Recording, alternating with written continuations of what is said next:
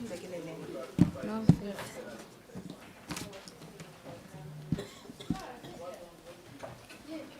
Ngicela niblakise ngapha ayisebenzile le so basebenzisa apha ulwazikazi nolungisa. Siyabonakala sana. It's on.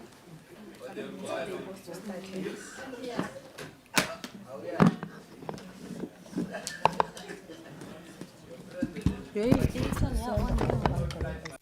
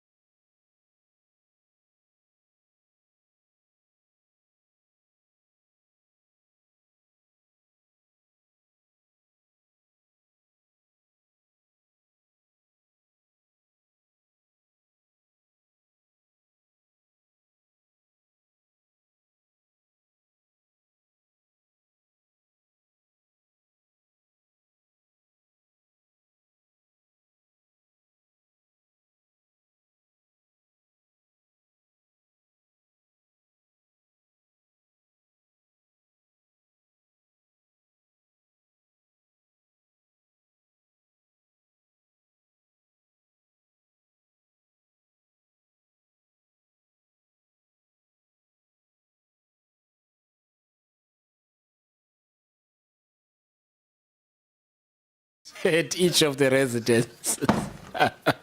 Okay, Honorable Skosana is here. He was on that notorious bus that broke down. There's no train, Chair.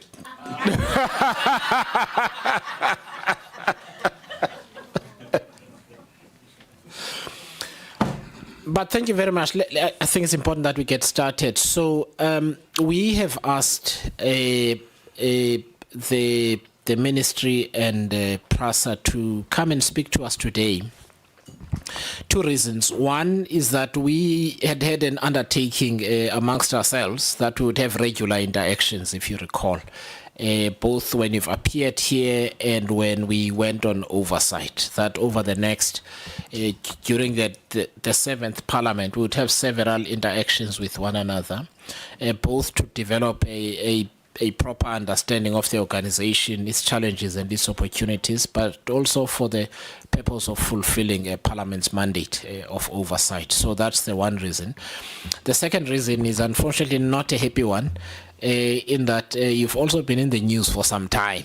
That's Prasa. And the stories have not been complimentary. And we live now in an environment where I think properly South Africans are extremely impatient with the kind of news that involves allegations of malfeasance, allegations of corruption, allegations of maladministration, and so on. And they demand accountability, they demand transparency.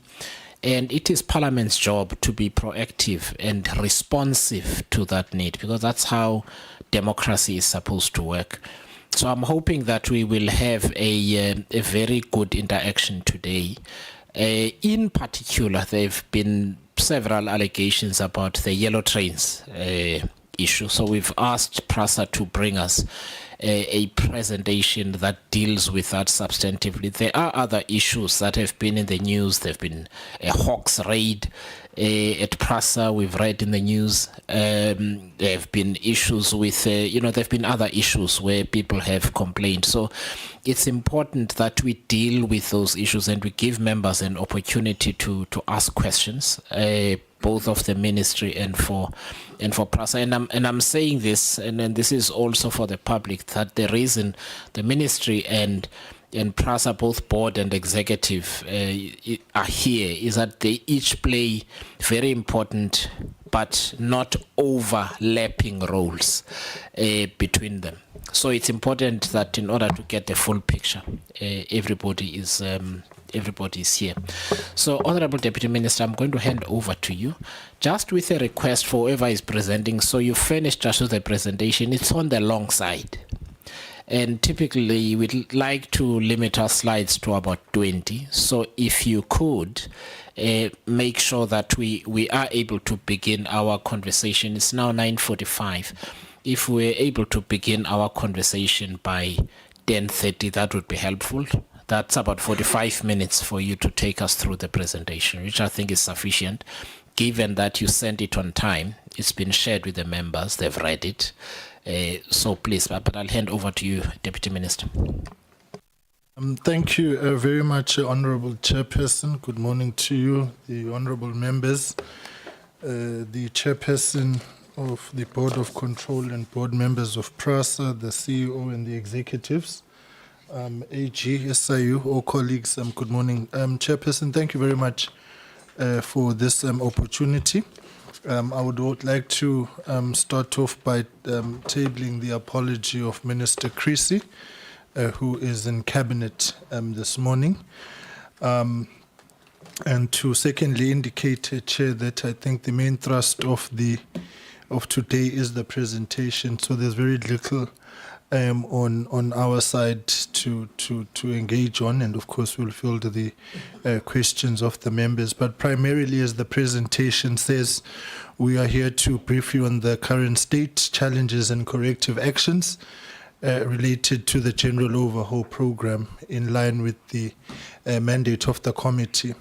And of course to respond to the concerns arising, as you've already said, to recent media reports, and to give an update or answer questions on the committee's observations during the oversight visit that you have correctly alluded to.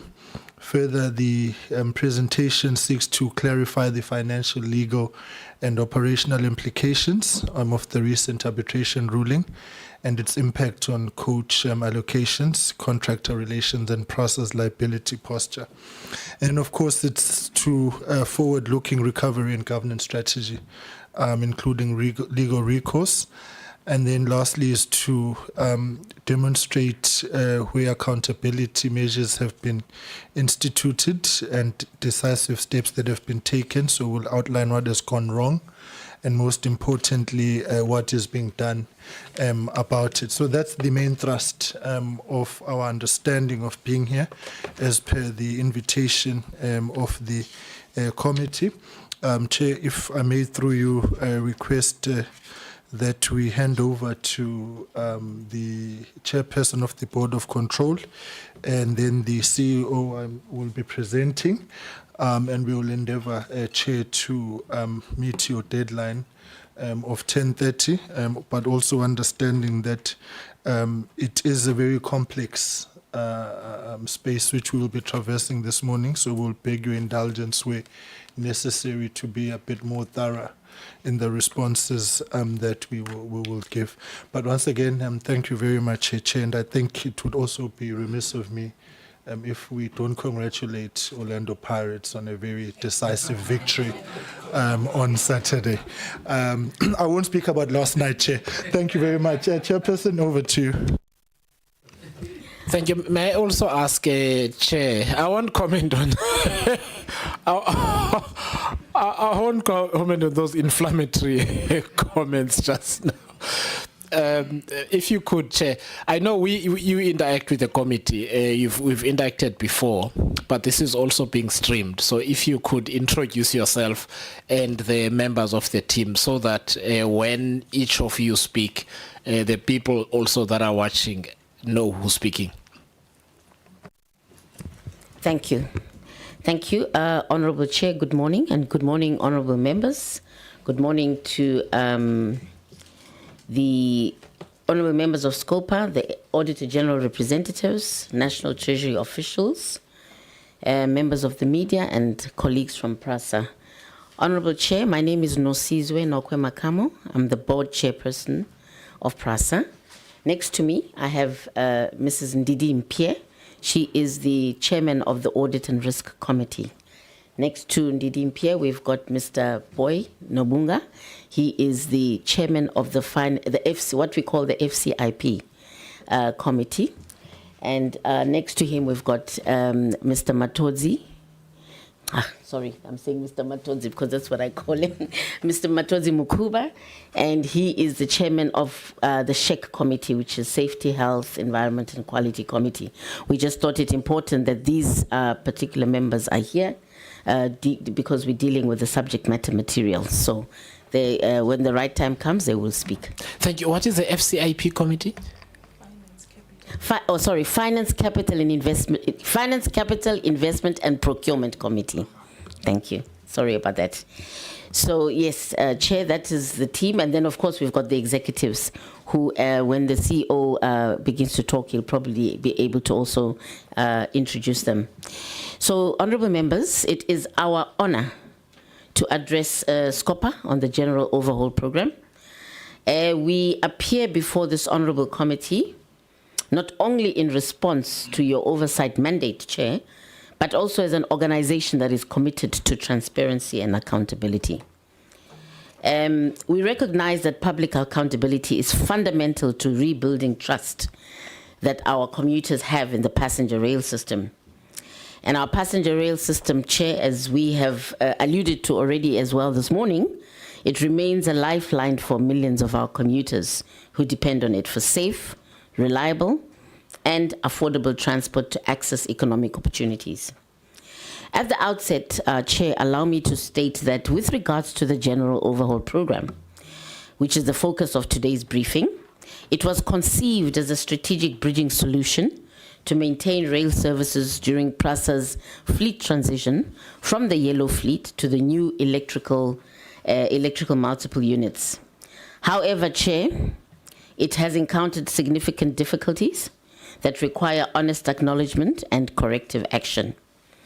We appear, Chair, before SCOPA to provide a comprehensive account of what has transpired in the implementation of the GO program. We will present the facts transparently, including the operational challenges that Prasa has encountered and the corrective actions that are aimed at addressing these issues.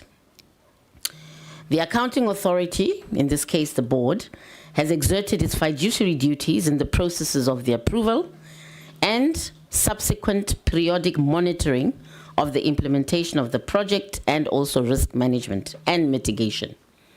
It is in this exercise of its duties, Chair, that the BOC was alerted to the possibility of irregularities in the process. Immediately, an investigation was initiated, wherein corrective measures were implemented. This has emanated in disciplinary actions against those responsible for the misconduct during the implementation of the project and implementation of forensic investigations. As I said, the GO program, Chair, was never intended to be permanent. It was designed as the bridge to maintain services whilst we were on whilst the new fleet was being produced at Gibela. We will therefore, Chair, present to this August committee outlining the background, rationale, the current status, the forensic investigations, the project monitoring, the challenges, and the risk mitigants, and the enhanced governance and project management interventions that have been put in place. So, Chair, Prasa's leadership team welcomes your questions and your guidance and the interaction we are going to have on the GO program as we work together to ensure that Prasa fulfills its mandate with integrity, efficiency, and commitment to the public interest. If you'll allow me, Chair, I will therefore then hand over to the GCO of Prasa to begin with the presentation that was sent to the Honourable Committee. Thank you very much, Honourable Members. Good morning, Honourable Chair, Honourable Members. Good morning to the Deputy Minister. And I think, Honourable Chair, for the sake of time, good morning to everyone and all protocols observed.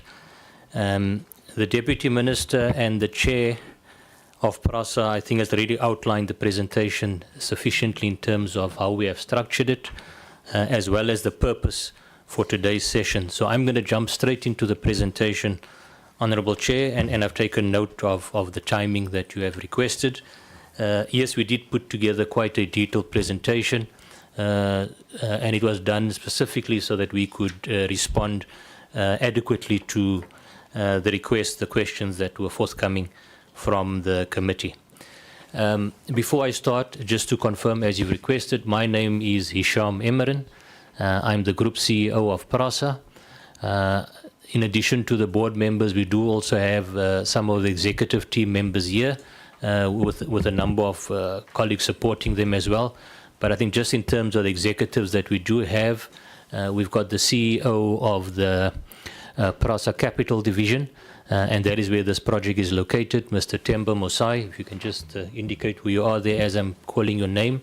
I'm just going to run through the executives and not all the colleagues that are sitting here.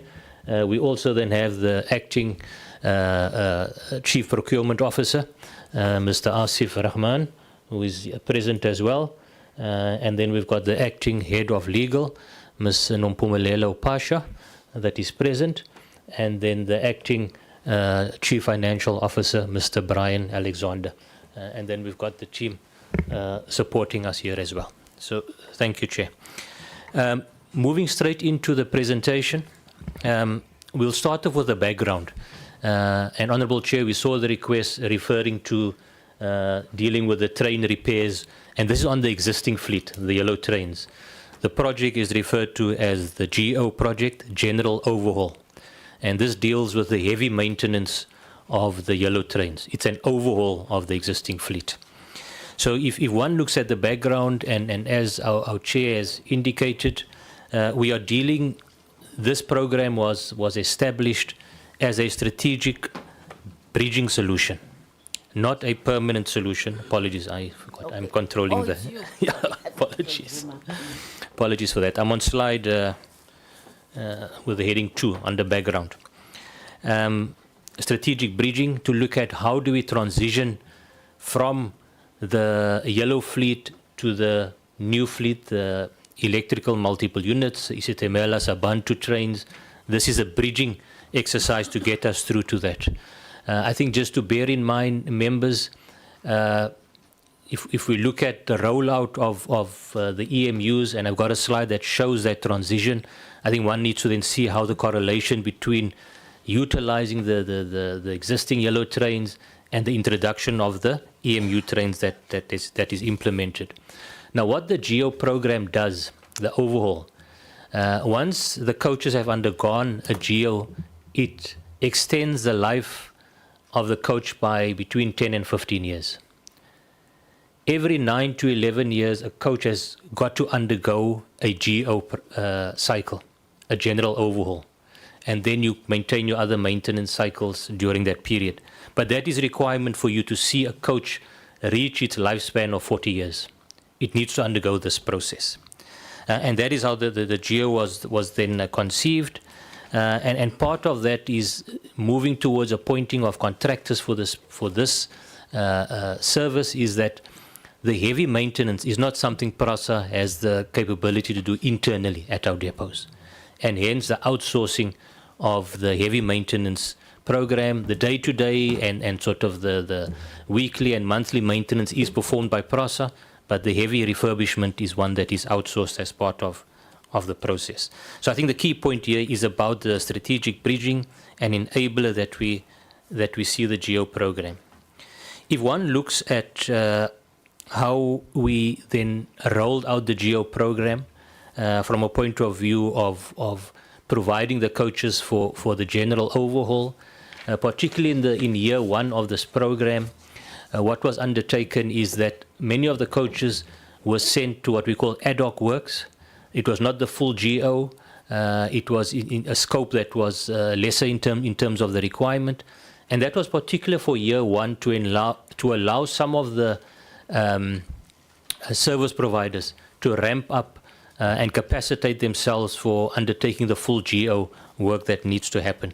And what we've provided there, just as a sense on the slide, is over the 3-year period, what we have provided in terms of the number of coaches for general overhaul and the number of coaches that were sent for ad hoc, which is not a full overhaul that we are doing on the coaches. And you can see with year 1 a higher percentage of the ad hoc work being done, and then moving towards a priority given to the general overhaul of these coaches. And that's just a breakdown of the coaches that were there, and this was all aligned to the corporate plan targets that we had within Prasa when we rolled this out. Now, this is the slide I just want to focus on. Sorry, may I interrupt? So can you just go back? I just want to be clear. So year 1, I see. So then year 23, 24, 24, 25. Yes, sorry. Okay, yes. All right, thanks. Thanks, Chair. This is a slide I just want to spend a bit of time on because this speaks about the bridging of the yellow to the new trains. And this is how the project was also conceived and the strategy around the GEO program.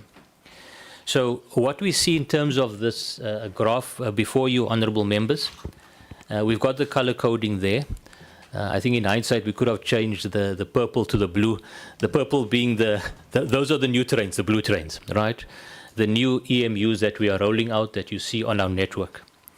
And then the other colors that you see there, the variant of the green, the blue, sort of the pink and the green, that all relates to our existing fleet, the yellow trains. And within the yellow trains, we've got different types of trains. In other words, what I mean by that is you've got different series of the train. You've got a 10M series, you've got a 5M series, we refer to the 8M series, but generally those are the yellow trains. And what we demonstrated here was how will we transition from the existing fleet to the new fleet. And this was based on the demand assessments when the new fleet program was established already back in 2013, 2014, right? And you can see from this slide, if I take you right to the on the horizontal axis being the time, the vertical being the number of coaches. If you look at right on the end of the time scale, you talk about 2034, and that speaks to when you've got a complete offering of the new sets. What you will also see, honourable members, and I'm sure this will be a question of clarity which I will deal with now, is you see a number of 7,000 odd coaches on that. What we currently have through the Gibella manufacturing project, the new trains, is what is sometimes referred to as phase 1 of the project, which is the manufacturing of 3,600 coaches.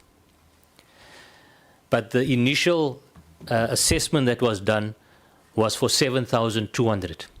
In other words, a doubling. So phase 1, 3,600. There's no appointment for phase 2. That requires further, but there's a phase 2 which is a further 3,600. But just bear that in mind, because it does show 7,000. That spoke to the full. And that 7,000 was informed by a detailed demand analysis that were done at the time, looking at increasing growth on the network, but also expanding the network with new railway lines.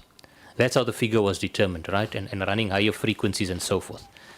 Now, to get to that point, honourable members, you could see in terms of the demand model was done, what was the number of trains that were required to achieve the service that we are providing. And you could see through that demand assessment how reliance on the yellow fleet together with the new fleet is required to meet the demands on the ground. And to enable that we do have availability and reliability of the yellow trains, the GEO program was a critical project in terms of the overhaul of these trains to ensure availability and reliability of these trains through this period.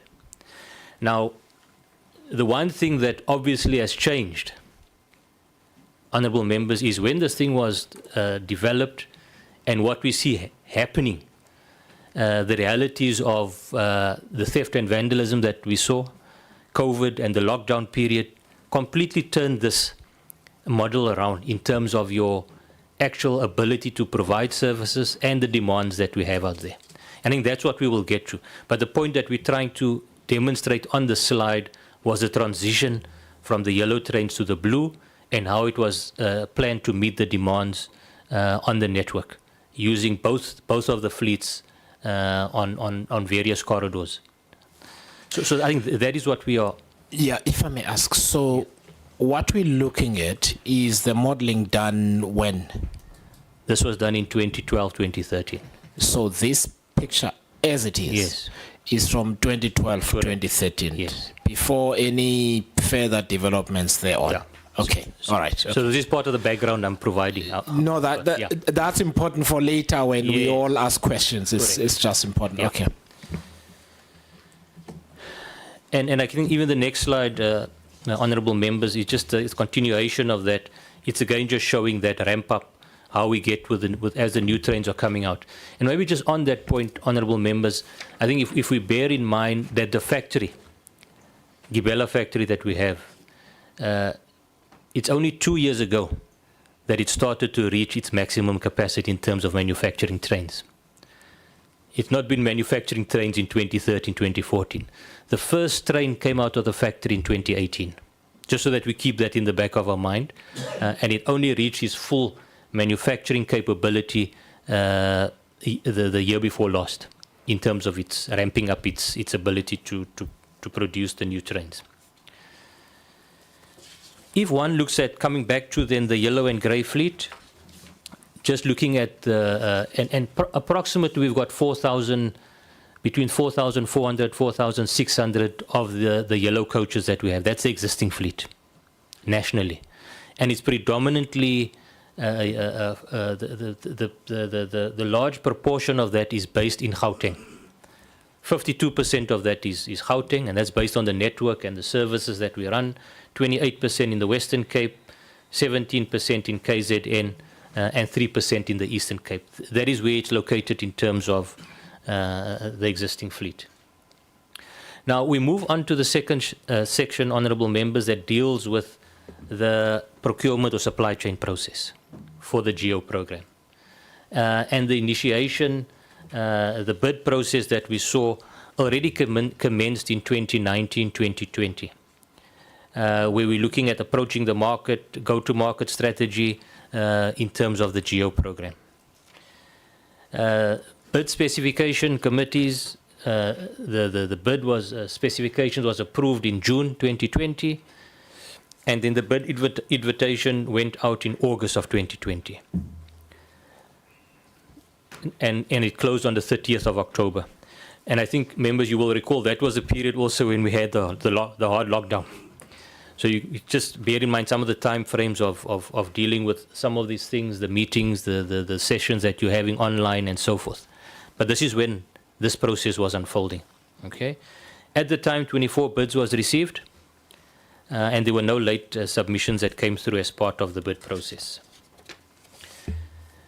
The appointment of the bid evaluation committee was done in November of 2020, and at the same time also a probity officer was appointed in accordance with the high value tender process. For all high value tenders, there's probity that is undertaken on these projects, external probity. Okay. The recommendation in September 2021, we got the BAC support, that's adjudication in November of 2021, and then I think the committee that the chairperson referred to earlier, the FCIP, Finance, Capital and Investment and Procurement committee was on in December of 2021. And that led to an approval of an award in April 2022. Okay. And that the contracts, once the approval was done in April, contract finalization took a further sort of 2 months to finalize, and that was done in June 20. And that the contracts, once the approval was done in April, contract finalization took a further sort of 2 months to finalize, and that was done in June. Later, around the 7th service provider, it's one of the questions, Honourable Chair, that have come around one of those that came through, and a court settlement with the appointment of the 7th service provider. But in June, 6 contractors appointed, and then by May of the following year, a 7th contractor was appointed following a resolution and a dispute through a court settlement. And we'll touch on that in a bit more detail in the coming slides.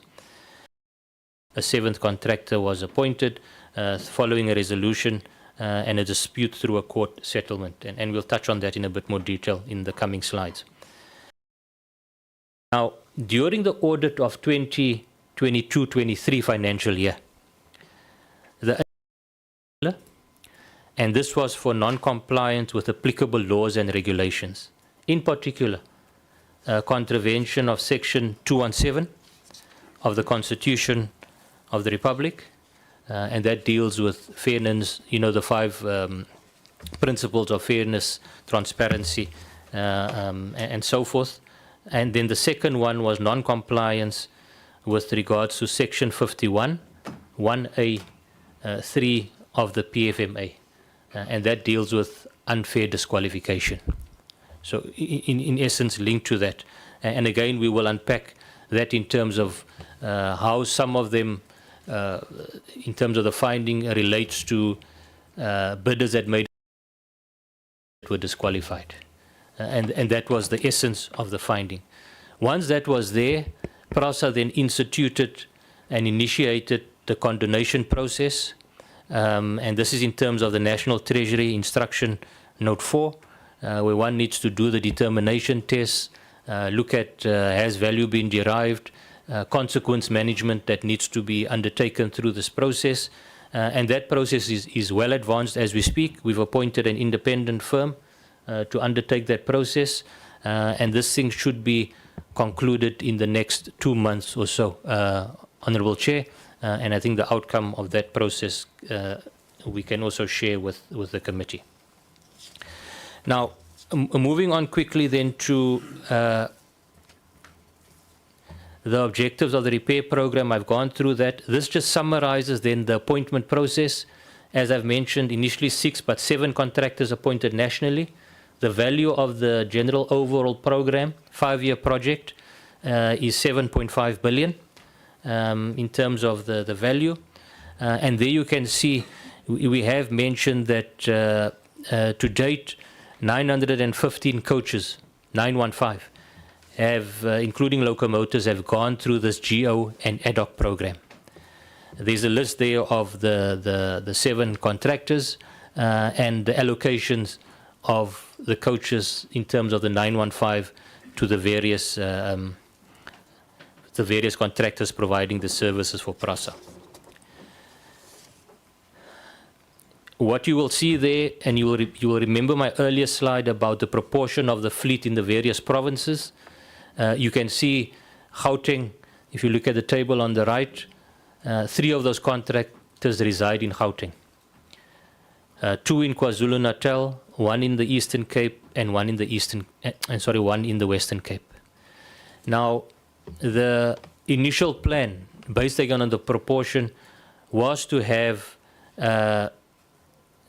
more contractors in those provinces that have got a greater size of the fleet. What you see here was the outcome of the process. It was not the exact numbers that you wanted per region. For example, Western Cape, you wanted more than 1 contractor, but only 1 came through the process. And that is the current sort of appointment that we have, and contractors located in the various provinces around the country. As I've mentioned, 5-year contract duration, started in 2022, and the end date is June 2027, except for the contractor that was appointed a year later, where that end date is in 2028. As I've mentioned, 7.5 billion, and if we look at the expenditure to date, we are sitting at just under 3.5 billion in terms of expenditure on this program. Now, as the chair alluded to, Chair of Prasa, during this process, one then challenges started to emerge, and I think this is what also the committee has called Prasa there to speak to.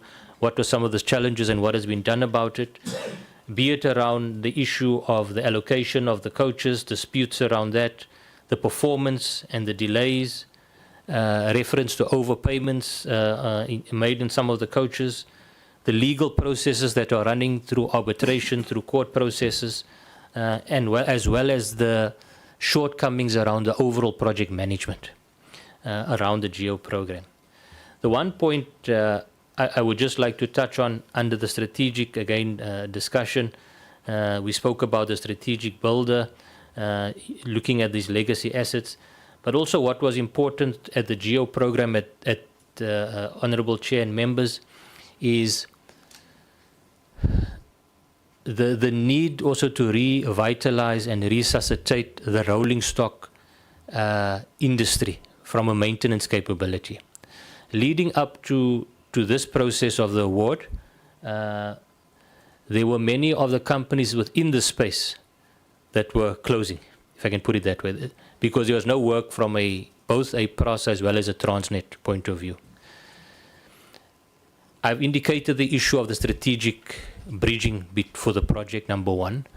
But number 2, also together with the manufacturing that we see at the Gibela plant, the strategic importance of having the rolling stock maintenance skills in the country is a critical enabler for Prasa to become the rolling stock manufacturing hub for the continent. So these skills are also critical skills and important from a strategic point of view, looking at the rolling stock strategy for not only South Africa but the continent. And there was also that ensuring that we do have the issue of job creation, local supply development, and creating these critical skills in the country. The next slide, it's there, you do have it, honourable members, it's just a breakdown. It's a breakdown per contractor, number 1 in terms of the expenditure that we have seen, the percentage expenditure per contractor out of the 3.5 billion that I've mentioned, and then also a breakdown of the number of coaches that were allocated to the various suppliers. And we've broken it down there in terms of Metro Rail coaches, that's the yellow coaches that you see, and then you've got the Shosholoza Mail, which is the long distance coaches that are also part of the GEO program, as well as locomotives that we were taking through the ad hoc process. So that's just a breakdown of that, honourable members. The next slide there then gives you showing how that breakdown on the 3-yearly basis. So year 1, year 2, year 3, how were those coaches allocated, both from the Metro Rail as well as the Shosholoza Mail, and then it's broken down in terms of what went for the full general overhaul refurbishment versus what went for the ad hoc works in terms of not a full overhaul. And then you can see the spend, as I've mentioned, the 3.48 billion, year 1, 1.2 billion, year 2, 1.4 billion, and in year 3, it was 880 million that we were looking at in terms of the spend. Sorry, may I ask, and if you're going to deal with it shortly, it's fine, you can deal with it then. So you had that that bar graph earlier with a modeling of how long and how the transition would happen from the sort of the legacy trains onto the new ones. So by the time you put this together, I'm assuming this is post-COVID and related problems. Would I be correct? So these estimates are not a simple transposition of what the modeling was in 2012. You've taken account of what has happened since, or at least between 2012 and 2021, 2022, or 2020, 2021. Would I be correct in saying that? Yeah. What I want to know is, in your view, how did the 2012 picture change in terms of the modeling? Because there were assumptions, for instance, there would be no disruptions by way of COVID in particular. There would be no related vandalism. So I'm assuming that you would then have had to remodel the 2012 picture, or not? Yeah. Because it does affect your delivery timelines and so on. I hope I'm not embarrassing myself here. No. Chair, I understand the question that you are raising. So maybe just quickly on that point, because to address that is, one also needs to look at, even before you hit the theft and vandalism and the COVID, even before that, one already started to see a decline in the passenger numbers and the services that we were running leading up to that process as well. And the numbers are there. In 2014, we were transporting 550 million passengers per annum. By 2018, 2019, those numbers have dropped to 200 million. And one of the key reasons for that drop, honourable members, was the reliability and availability of rolling stock. It's one of the key. And that was predominantly the yellow train sets that you see. Bear in mind, I said the first train only came out of the factory in 2018. So it took into account all of this when it was conceived.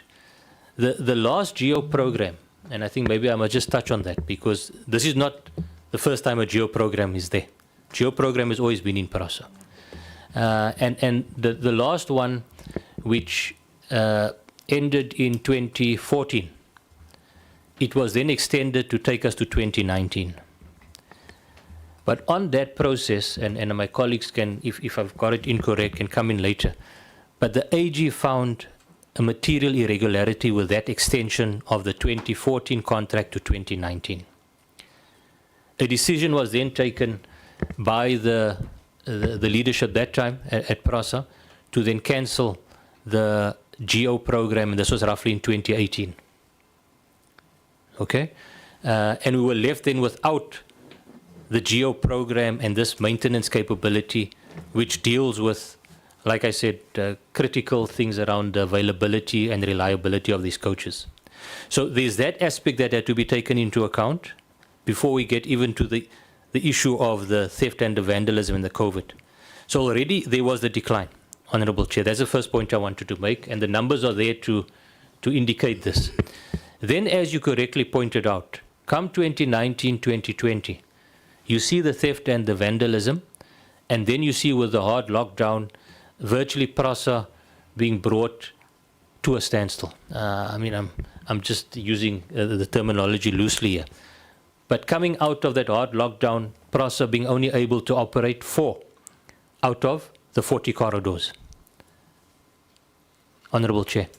And having said that, the recovery then of those corridors, and bear in mind, Honourable Members, when I talk about the theft and vandalism, we found 80 to 90% of the network, if not greater, did not have electrification anymore because of the theft of the cables, the overhead copper and so forth. So in the main, where we could even run those 4 services that I spoke about, you were running trains that were hauled by diesel locomotives, and you needed the yellow coaches. So even on the recovery program, as you're recovering and bringing back, you could not, on majority of the corridors, even implement where you do have the blue trains. So hence, also that was factored in terms of now, yes, we're dealing with the recovery program, Honourable Chair. How do we bring back some of these coaches to reliability, giving the availability that as you recover the electric infrastructure, then we were hauling diesel locomotives with the yellow coaches. So all of that, Honourable Chair, was then factored in as part of this GEO program, what we needed to do.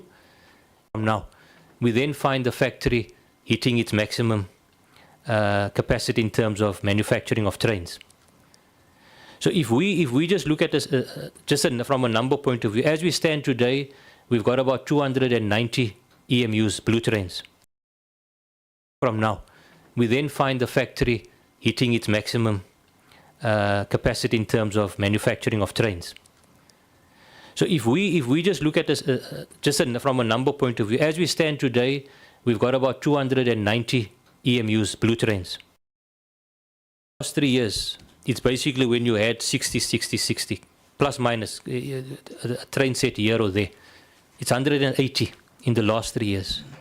You take that away, you are left with a very small fleet if you were getting all the corridors wanting to run services on. So all of this, when we looked at the GEO program as well, it takes now into place the recovery. But now we've got to a point with where we've recovered in this last 3 years, the 35 out of the 40 corridors, signaling still lagging in terms of being able to run your 5-minute frequencies. We sit with a situation that as things stand today, Honourable Members, we've got sufficient blue trains to run the service that is required today based on the low frequency that we run on most of our corridors. Okay? If I can then proceed, Honourable Members, just quickly on I'll go straight to the challenges because this is what we want to get to. Because this is where we want to be very open and transparent around the challenges that have come through the project. The issue around the overall project management of this process. When one starts looking at the issue of the turnaround times of the coaches, the performance management of the contractors, the reliability coming out of this program, and then with the disputes that were happening around allocation, the issue of percentage versus the percentage-based versus the actual numbers, and the challenges we had around shunting of these coaches. In addition to this then surfacing around these challenges, we then also get one of the contractors writing to Prasa, raising concerns around the project management and how things are being handled. And immediately then, through all of this process, a forensic investigation is commissioned by Prasa to look into these aspects, to see what has transpired, the concerns that have started to emanate from this project. And I want to then speak to what has come through that process and how we are dealing with it. I will touch on the arbitration in the following slides. I think that's a specific question that has come, and unpack that and the award that has been made recently around the arbitration and Prasa's approach to that. Now, coming out of this... Sorry, can I just ask a really stupid question? Under allocation disputes and confusion, there are 2 points there that's... In fact, those 3 bullet points are important for me. Contractors assumed allocation guarantees without confirmed schedules. What does that mean? Okay. So on the first one, Chair, around when the contractors looks at guarantees, because some of them had to establish their operations, be it the facilities that they have, the depots, the guarantees that to back that investment that they are doing. Some of them assumed this based on allocations that they would be receiving, number of coaches, right? And why this is an important point is within the RFP process of Prasa, it was also very clear that this project will be implemented in terms of Prasa's business needs. Yes, there is a reflection of the magnitude of the project, but it will be implemented in line with Prasa's business needs. And therefore, there needs to be a matching of the two. So, but that is what that point addresses, the guarantees versus assuming an allocation versus what the actual allocations then were. Okay? And then the second one, I'm not sure I get it, because you work out, aren't you supposed to work out your percentage from your volume? Or not? Am I misunderstanding? So it says shift from percentage-based to volume-based expectations led to friction. Yeah. Aren't they linked anyway? Yes, but the percentage-based is how it works is when you've got, take Gauteng as an example, where we had the 3 contractors. Based on year 1 in particular, because this in the main, it relates to your year 1 allocation. You find the supplier contractor that came out top, if I can put it that way, gets a higher percentage of the allocation, because they came through as the top in that region. It's after year 1 where the allocations are then based on your performance. So year 2 onwards, your allocation will be based on how you performed. It's a performance-based allocation. But in year 1, that percentage is based on, if you were bidder number 1 out of the 3, you got 40% of the allocation. And you understand? And then the next one gets 30% and so forth. I just want to simplify. So in other words, you move from 40%, for example, to that percentage, and then assuming that you would look at the performance and what they're able to put out per month or whatever the case is, and then I suppose annualize the volume that you expect them to be able to produce, and then say, with you having produced X amount last year, we don't see how you're going to double it for next year, and therefore the appropriate volume for you is this number, until we see that you are able to then meet the original expectation. Would that be something like that? Absolutely. Okay. That's one of the key ones, Chair. And in addition to the turnaround time, it's also that you have the reliability of the work that has been done. Okay, all right. One looks into. No, thank you. And then the last one, the depot constraints? So, Chair, what that really in the main refers to there is, from the depot itself is where you move the coaches to the suppliers. In the main, what is addressed here is the shunting capabilities in our depot to move coaches to the facilities of the contractors.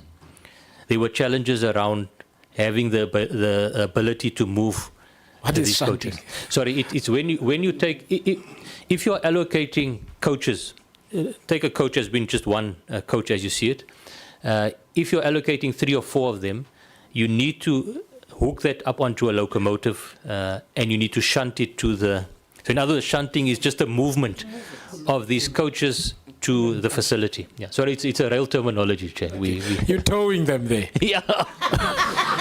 Yo, guys. So shunting is that term we use, Chair. Yeah, yeah. Sorry, we get so using these terms without thinking twice, Chair. But yeah, you are towing them to the facility. Okay? But also bear in mind when you do that, part of that towing means you've got to move coaches in your depot to get to the coaches that you want to. So it's a whole shunting and movement that happens, and then towing it to the supplier. So what were the constraints then? So the ability to have access to these, the towing trucks, the locomotives, to get them through.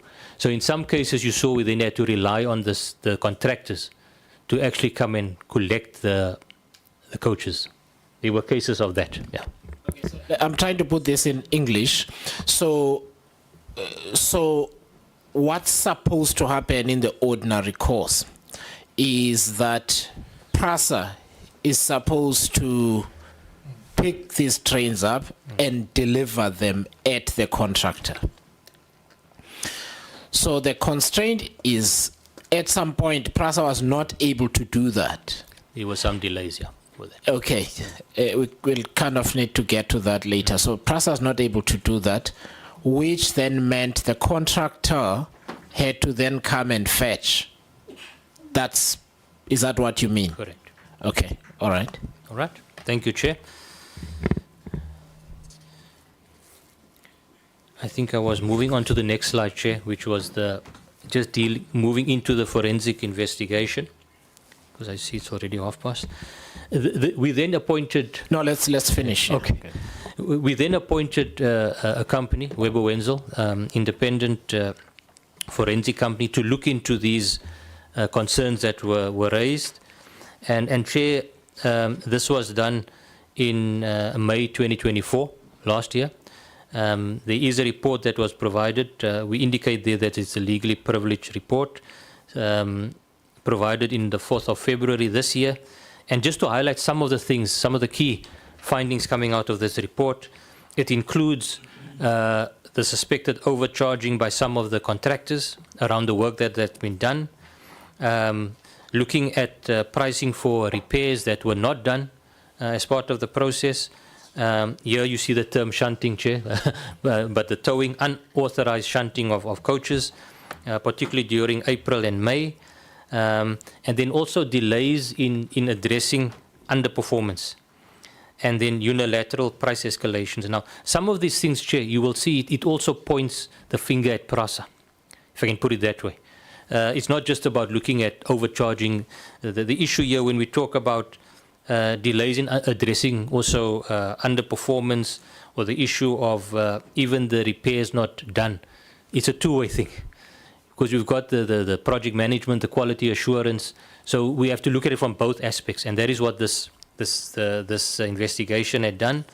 And you'll see when we come to some of the key actions that we are taking coming out of this process.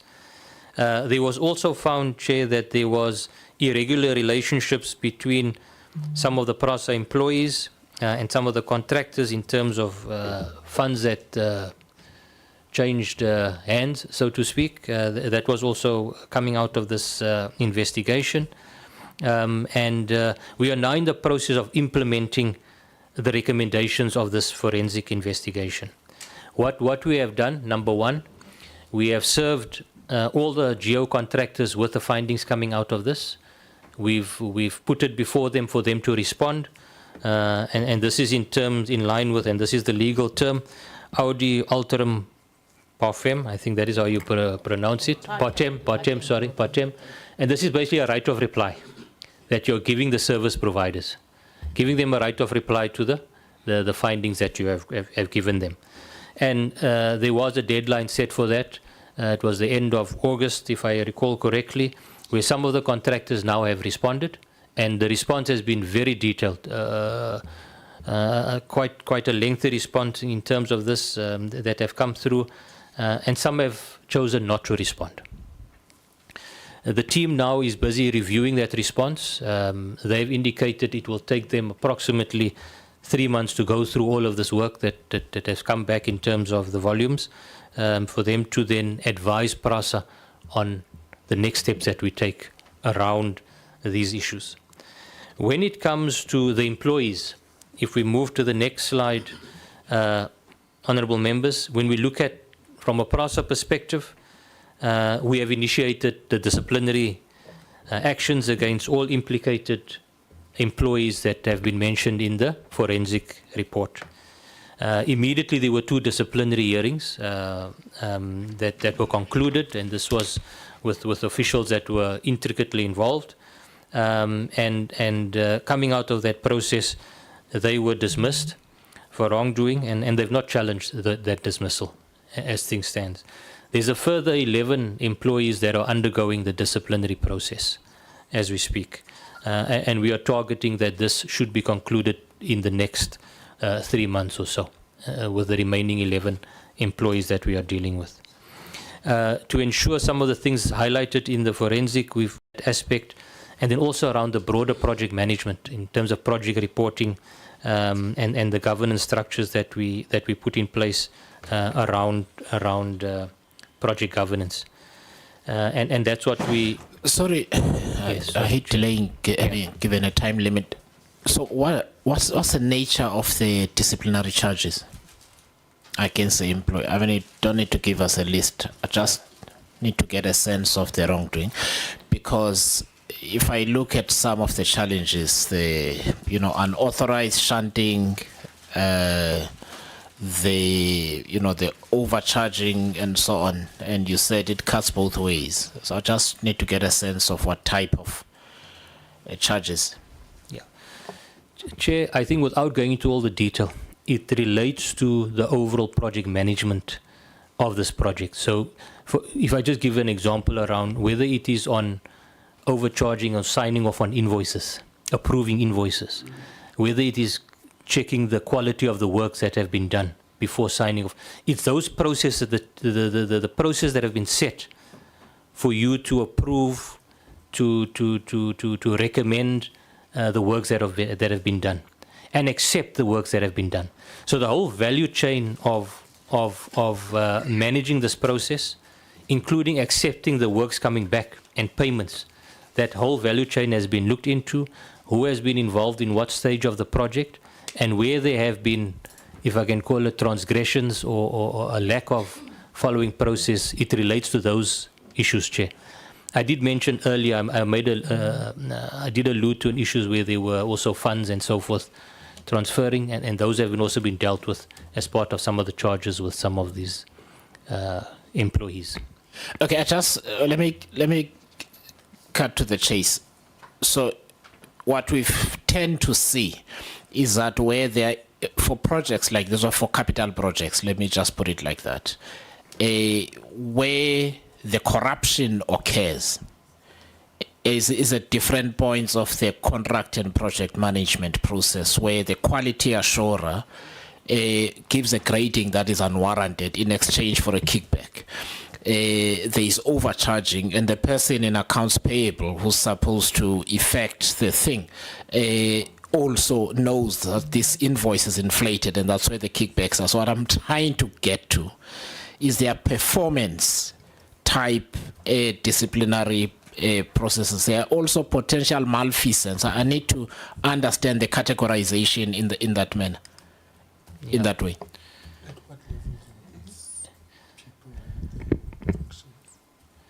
Yeah, Chair, I think, again, it cuts across what you are saying.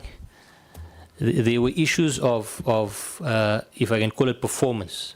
Predominantly, if we look at the 11 employees that we are dealing with there, it relates to performance issues that we are dealing with, about undertaking the necessary steps as part of the job that you need to do, in terms of accepting, signing off, and approving.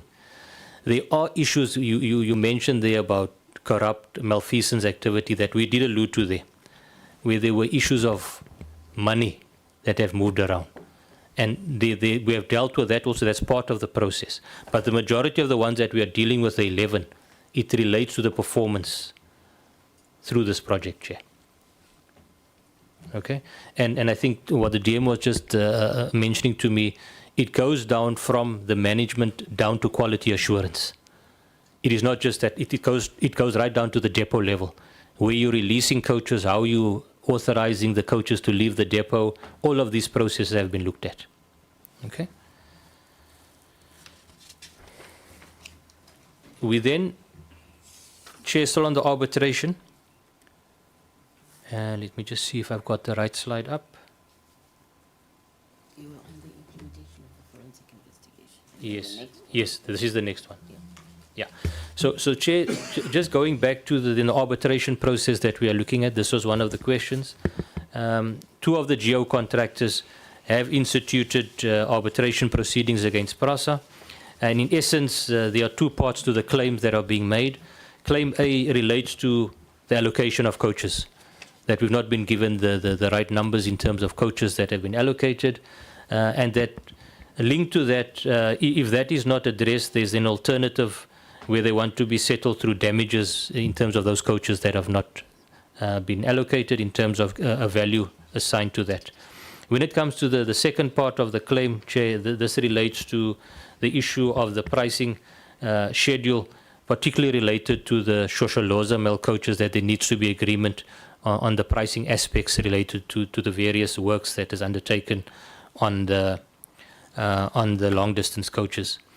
Now, as the committee has alluded to in the letter to Prasa, there has been a ruling on one of these matters in arbitration, where the arbitrator found in favor of the contractor, in terms of Prasa then having to allocate a certain number of coaches, in this case 77 Metro Rail coaches and 28 Shosholoza male coaches for GO work to this contractor that took us through the arbitration process, and that Prasa must within 7 days allocate 7 days of the award, allocate at least the first assignment of these coaches, and then the second part of that is that Prasa immediately in good faith starts engaging around this pricing schedule linked to the long distance coaches. Where we are with that, Chair, and this ruling was now on the 4th of September, this was recent as we speak when it came through, Prasa has obtained legal advice on this matter, as we have raised some concerns around this matter, and looking at what is our next step around dealing with this ruling that has been made, and Prasa is now taking that legal advice, and we will revert to the committee on those steps that we are taking. And part of that advice we are getting is also looking into challenging this ruling that have. So those are the type of things we are looking at because of concerns raised as part of the representations that we have made in that process. Chair, this just goes on to further the issue of what we have done in terms of the GO contract and making sure that we do have the right governance in place to oversee this project. Also just to bring to the over and above see this project. Also just to bring to the over and above South Gauteng High Court that was brought by an unsuccessful bidder. So this is not a bidder that is currently awarded that's in arbitration. This was an unsuccessful bidder. But since January, when they had to file their replies, there have been no replies on this matter. But we thought we at least presented here that there was this matter that was also in the court. But if one looks at this review application that is being defended by Prasa, our prospects that we've got from our legal team is that the success is good in terms of Prasa's application on this matter. The next one, this next slide just shows the coaches that we have got back in terms of the program. 493, those that have been generally gone through the GO, those that have gone through the ad hoc, and what has been broken down in terms of the Metro Rail coaches as well as the Shosholoza male coaches. That's just a breakdown of the number, and you will see that linked to that there are still coaches with the suppliers where they still work in progress. So not all the 915 that I've mentioned up front has yet been returned. They still work on many of these coaches. And this slide, honourable members, just shows some of the steps that we have taken from governance and project management to strengthen the command structure, looking at clear accountability, ensure that we can have faster decision making through this process. So it's about, as I've mentioned, through our group capital division, ensuring that we've got the correct oversight with the project steering committees in place, ensuring that we've got the right end-to-end validation when it comes to payment and approval of and assurance of the work that has been undertaken.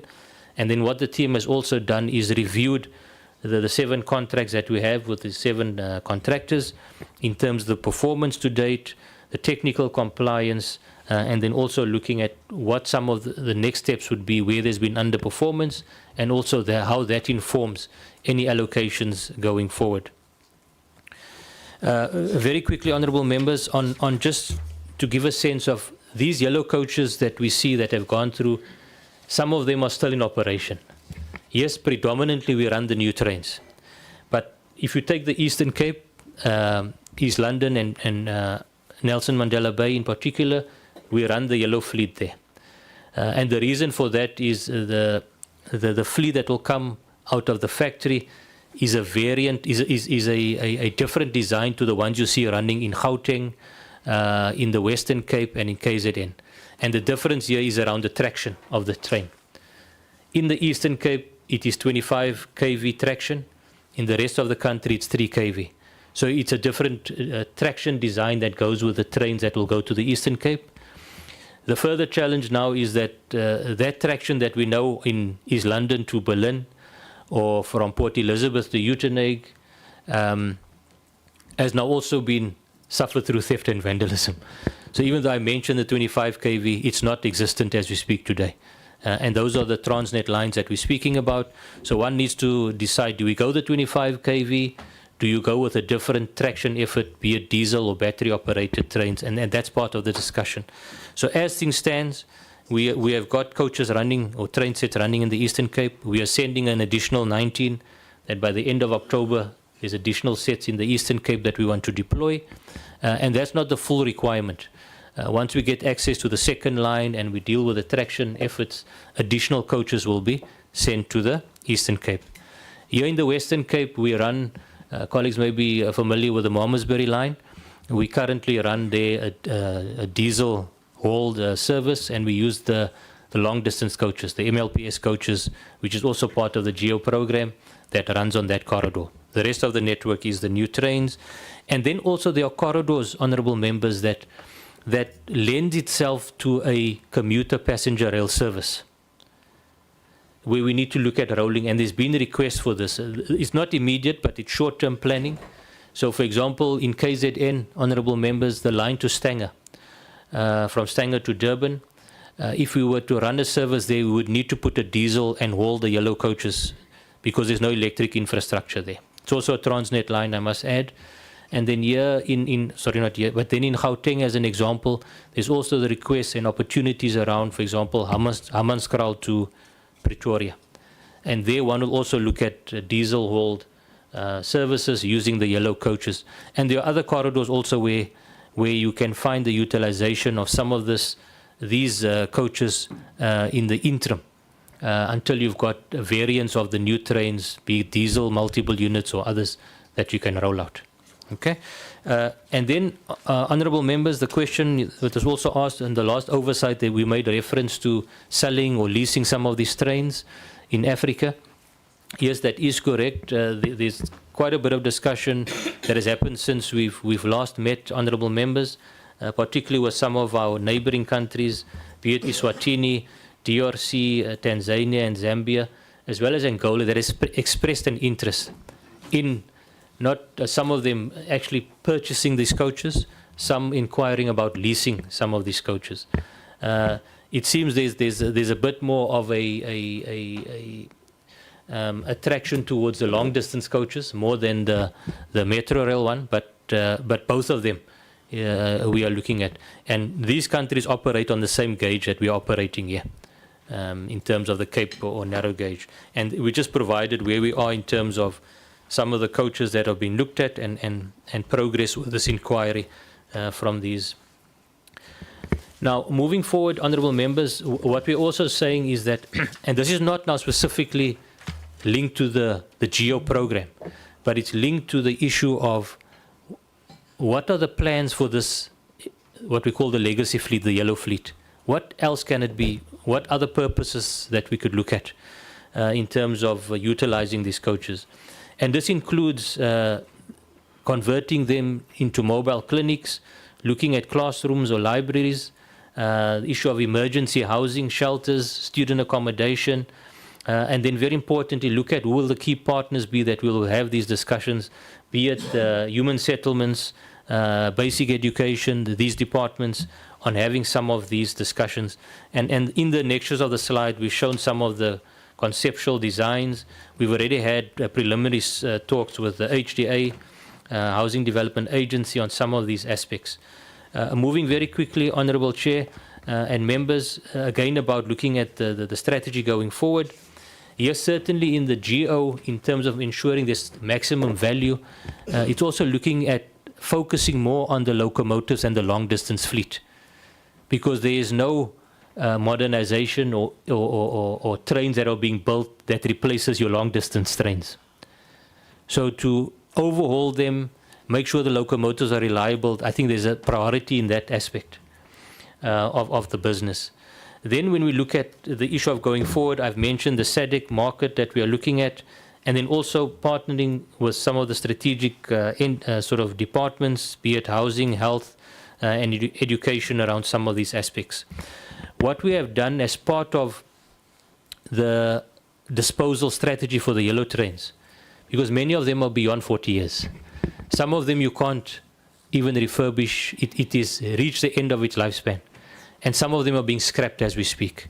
As things stand, Honourable Chair, if you just look at the slide, we've identified as the first phase to scrap 520 of the Metrorail coaches. This predominantly have been the wrecks, those that have been burnt previously and so forth. A further 441 Shosholoza mail. So plus minus just over 900 of these coaches for scrapping.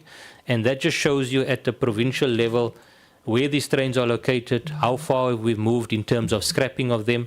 Overall, the progress is sitting at 40% of this 900 odd have been scrapped. And to date, we've generated revenue out of the scrapping process of just under 30 million in terms of the scrap value of these coaches. And that's just a breakdown of all of that information. Moving to conclusion, honourable members, here it's about still ensuring that as things stand, there's still a valid contract that we have in place around this, and we're looking at how do we improve the performance project management and dealing with the allocations going forward around priorities.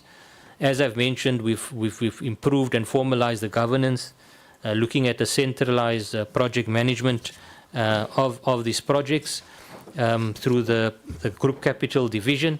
And then finally, honourable members, I think the key point I just want to make on this, because I've touched on many of these aspects already, is that as part of the overall future rolling stock strategy, and again through our shareholder, in terms of the private sector participation framework, we've already seen the RFIs that have gone out from the freight perspective. One of the RFIs in the passenger rail space specifically looks at the rolling stock fleet that we have, and the opportunities that we want to discuss with the private sector, including establishment of rolling stock companies. You then have the capability or the opportunity of this existing legacy fleet, that there are opportunities for the African market, for leasing, for other purposes. But then also coupled to that is the manufacturing capability that we now have in the country through the factory, and looking at that overall rolling stock fleet strategy going forward in terms of that RFI that is going to the market. And then, honourable members, there are just some annexures showing some concept plans of what a typical housing, how this could look, converting a coach into a 2x2 bedroom. As an example, some of this has been done by the team. Classroom concept, seating 56 pupils per classroom. So this is some of the early discussions that we're having, that we want to look at some of the departments as alternative uses for some of these coaches going forward, including, as I've mentioned, even emergency housing and so forth. And we just included at the back there some additional information on the job creation, skills development that have come through this program, Honourable Chair. I will leave it there. Thank you very much. Thank you very much. Chair, we are done. You are done. You are you. okay. You're in our hands. So I'll just make a quick remark, and then we take a short comfort break. So I have looked at, and I'm glad you've addressed the issue of, I guess, of where these refurbished units go, and we can discuss that with the members. But we looked at the annual report. So 516 million in 2014-15. By 2018-19, it was 209 million. So it plummeted by that. I think 209 is about 40% of where it was. We can have a discussion about what that means for the initial modeling that you had and so on.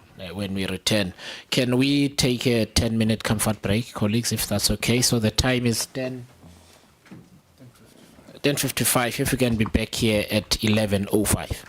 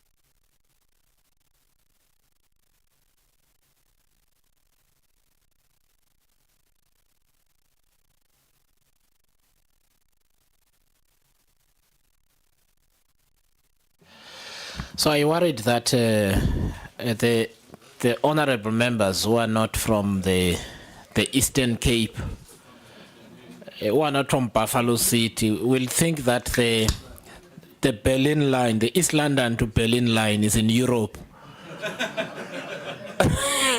But it's not. It's not a transnational line. It's a. But you know, before '94, it was a transnational line, as it were, in terms of the homelands, because it would begin in East London and then end up in the Republic of Ciskei at the time.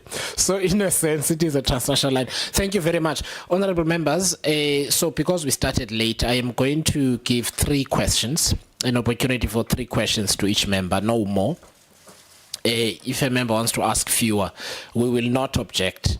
As Honorable Isaac has indicated to me, he only has half a question, which should be dispensed with very easily. So I will start with Honorable Nilme and move this way today. So 3 questions, members, and then hopefully we'll get time for follow-ups. Thank you, Chairperson, and good morning to the Deputy Minister and the members of the board and my colleagues here present. Chairperson, I want you to begin on a personal note. I grew up travelling by train. My grandfather served as a station master, and my father, who is now 96 years old, dedicated his entire working life to the railways as a local accountant. I therefore know firsthand what our railways once were, reliable and central to the lives of ordinary South Africans. It is with this background that I find today's state of Prasa deeply troubling. What was once an institution of pride and efficiency has now become synonymous with mismanagement, irregular expenditure, and declining service delivery. The optimism this committee felt during last year's oversight visit has not been matched by progress on the ground. Instead, we are confronted with regression. Contract management is almost non-existent. Procurement processes remain non-compliant. Allegations persist of irregular relationships between officials and contractors. And one can go on. So I think that is the picture that we have. But I'm going to home in to basically, just as you said, the 3 questions. But I just wanted to say that it is really troubling. One thing is lawyers will always want to defend. We've noticed that here on Scopa with every single aspect that we've done and every department that we've seen. Hence, one always wonders as to the advice that you get. That is the one thing. Looking at the defending that has happened now with your own officials, where they'd won in court on labor, but you've gone back against the union members. I want to then, the question that I want to ask you is, with the East London and the Eastern Cape line, what will it take to make it standardized throughout the country? Would it not be better? Because if you look at your modeling that you did in 2012 and 2013 for the yellow train fleet, retrospectively, that became a feeding bonanza with regards to the 75 billion that went out to contractors. Surely some of that money would rather have been better spent on standardizing your the lines that you were speaking about. And then the other thing is coming back to the Eastern Cape. You see, when we visited you, I still have that presentation here, which I've been trying to compare to actually see how far you have come. And the Berlin line, which is exactly what the chairperson was saying, is service resumed in full along the service line. Is it still like that today? What has happened to the East London lines? The last question that I wanted to check with you, chairperson, was the role of the board. what role did Prasa board play in ensuring that the Weber Wentzel recommendations were acted upon? And which matters from the Weber Wentzel report were referred to law enforcement agencies? Thank you, Chair.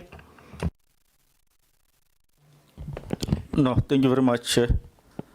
And good morning to the SCOPA team and the Prasa team, as led by the Deputy Minister of Transport.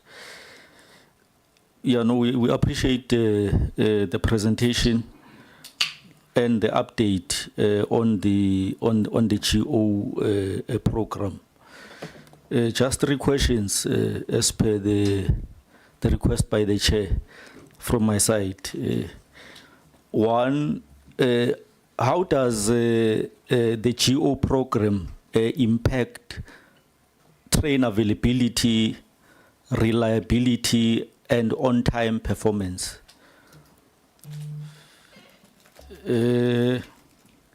My second question, how do you ensure cost effectiveness and the prevention of irregular, fruitless, and wasteful expenditures in the implementation of the GO program? Now, my last question is, how do you balance the GO program that seeks to extend the lifespan of the old fleet and the full incorporation of the new rolling stock, especially from a finance point of view? Because I know that in order to realize the full incorporation of the new rolling stock, which you are intending to achieve it by 2033, it requires a lot of money to do it, but also this GO program is also very expensive at 7.5 billion rand. So from a finance point of view, how do you balance the two? Ngiyathokoza Sihlalo.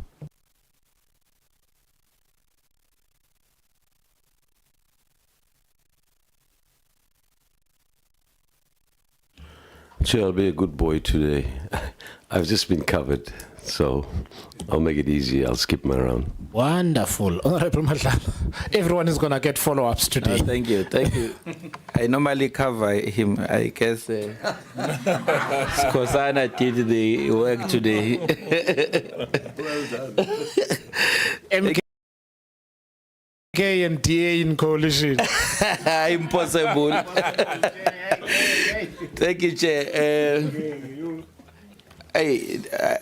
So I'll take 6 because he's taken. He has abandoned his 3. There is no expropriation of questions here. All right, thank you, Chair. The first question relates to. In the slide, we read about 3.5 in terms of budget financial, which is 5.3, slide number 17. It says about 3.5 billion spent with significant fewer coaches delivered. I want to understand the number on the fewer. How many? I think fewer does not give a clear picture. And that number should be in contrast or in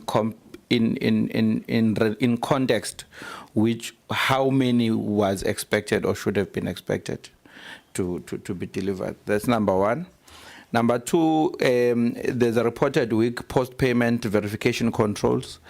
Who was responsible? Who was supposed to have ensured that those controls are in place? Because if you're speaking about post-payment verifications, I think there should have been internal controls to prevent that. So who was responsible? Who should have ensured that they are there, and whether the list of people that are subject to consequence management includes that person or not. In the introductions, I was a bit taken aback by the number of actings. I think from the team, acting legal, acting CFO, and all of that, it may not be related to the contracts, but I'm keen to understand the context of it and the process to ensure that there's stability and there are full-time employed people in those positions. I also want to check the breakdown of the people that are subject to consequence management. I think there's about 11. we don't need to mention people, but I'd be keen to know the responsibilities, the positions, as well as the stages at which the disciplinary process are. I know that 2 resigned and so forth, but more of a spreadsheet kind of a breakdown would give a clearer picture, and as whether a project. Lastly, I wish to just check who was the who was chairing the award of this project at that time. Let me pause there for now. Thank you, Chair. Thank you. Now let's give them a chance. I think we'll get follow-ups when I look at the rate at which we're going. Let's give the Prasa team a chance to answer.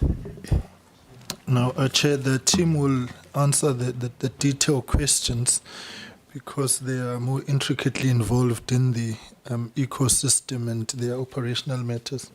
So suffice it to say, one would not want to, and I will pull up the numbers, Chair, in the next round of responses. But the whole point is, here in the Western Cape, for an example, we have been able to reopen up the priority lines. And the take-up, obviously, of the usage of train services is on the increase.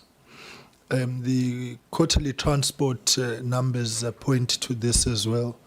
So one would not want to view it as a regression from that point of view in the manner in which it was. The history of Prasa, Chair, in recent years speaks without any fear of contradiction to governance challenges and irregular and erratic decisions which have caused problems in the ecosystem. And so part of the decisions that the Board of Control is taking is to respond to that reality. Let me make an example, because the issue of performance is hampered, amongst others, by issues around security. There was an irregular security contract that was declared by the courts. And amongst others, the previous board took a decision to pull that security arrangement because of the court interventions or decisions, and put no mitigation in place. Now, the tragedy of it is that that decision came or collided with the advent of COVID, leaving the entire Prasa infrastructure vulnerable. And the vandalism which we witnessed is now part of the things that we need to sort out. So the plans that you had pre-COVID have had to be recalibrated to now respond to 2 things: wrong board decisions and an inability to put mitigation in place. And secondly, the vandalism to infrastructure. It has got a material bearing to the performance of the entity. So that is part one. But security measures have been put in place. Thirdly is the socio-economic question that we need to respond to, which is the rural-urban migration phenomenon, which has given rise to informal settlements, even on railway lines, as we saw here in the Western Cape.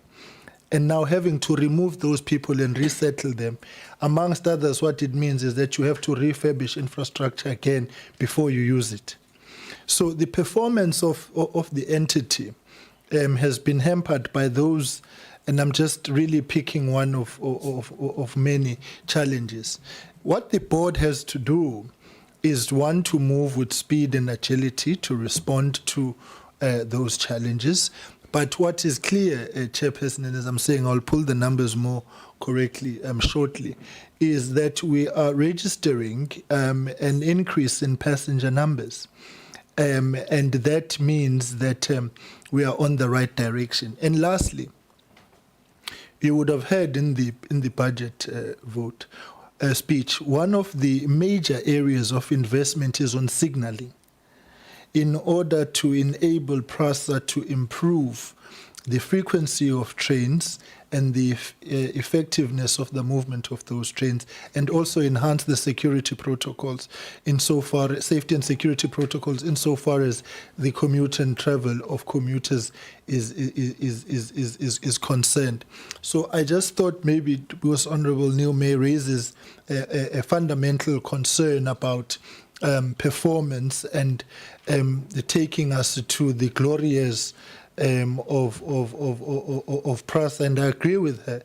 And as the CEO pointed out, that at some point we had 550 million passenger travels, and we were down to 200 million. And the whole point is that this has, amongst others, been attributed to the realities I point to, and the inability, Chair, because this GEO program is also key in one aspect. Across the whole ecosystem of government, the inability to maintain infrastructure and services and resources correctly, you pay for that cost forward.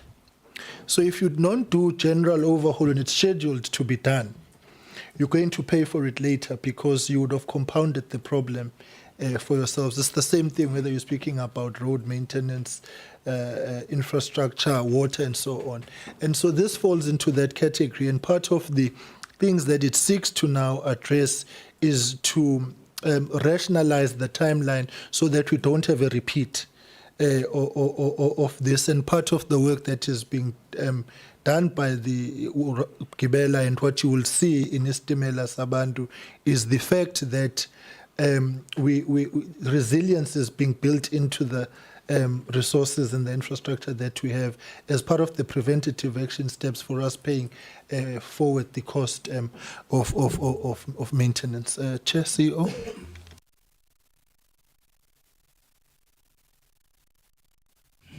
Thank you, Honourable Deputy Minister. I just maybe I will. Most of the other questions will be answered by the CEO, but I thought maybe let me just touch on the issue. There was a question that was asked about what role, it was Honourable Neil Meyer. What role did the Prasa board play? No, it wasn't Honourable Neil Meyer. It was? Yes. What role did the Prasa board play in the Weber-Wenzel report? So I had mentioned earlier in my introductory remarks that as part of monitoring of implementation, we have processes in place where the board monitors on a quarterly basis all the capital expenditure that's happening in the organization. It's in the process of this monitoring that they were alerted to some of the irregularities that seem to be coming through from a payment perspective and all the other issues that the CEO alluded to. And it is on that basis that an investigation was instructed to go through an investigation of the process. And then eventually the Weber-Wenzel was appointed and did the forensic investigation. Thereafter, in terms of the recommendations, obviously the board, again, in its monitoring position, plays a role in ensuring that whatever the recommendations are that come out of the report are actually implemented by the organization. So just to answer that one in terms of what role the board played. For the rest, in terms of the operational issues, I'll ask the chair,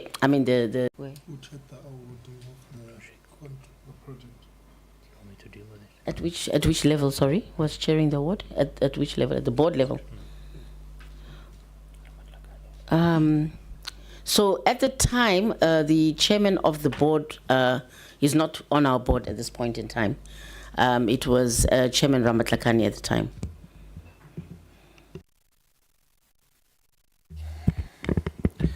Thank you, Chair. Honourable Neil May, thanks for those questions. And I think I can speak on behalf of Prasa to say that we would be delighted to come and present on the turnaround of Prasa, which is a broader discussion, and picking up from our last meeting with yourself so that we can address some of the things that you've raised. And just, I think, to quickly touch on from what the Deputy Minister has said is that key to the sustainability of Prasa going forward the one key measurable is passenger numbers. For any rail mass transport business, you need to be able to move high volumes. And we are not at the 550, 600 million where we were in 2014, 2015. Deputy Minister, as you said, this year we've doubled from 39 million to just under 80 million. Our target for this year is 116 million. And through our shareholder and the Minister has given us the target of 600 million passenger trips by 2030. But I think that will be a separate presentation, Honourable Neil May, where we can share some of the progress on the recovery. But coming to your question on the Eastern Cape, East London to Berlin, and I'm sure you're also speaking about the Gqeberha to Uitenhage, those services are still running. In fact, just 2 weeks back, we've introduced another train on the East London to Berlin.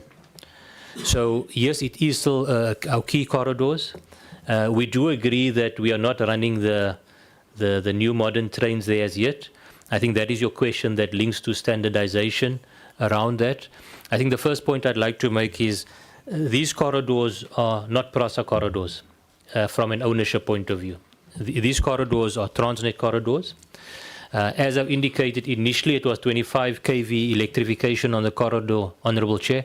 In addition to the theft and vandalism, our sister company Transnet is also not replacing the electrification because they've moved more to a diesel strategy on some of these corridors. And hence, Prasa's strategy of the new trains is the discussion we're having now about whether it's the alternate traction effort of the 25 kV, or do we look at a diesel multiple unit as opposed to a electric multiple unit?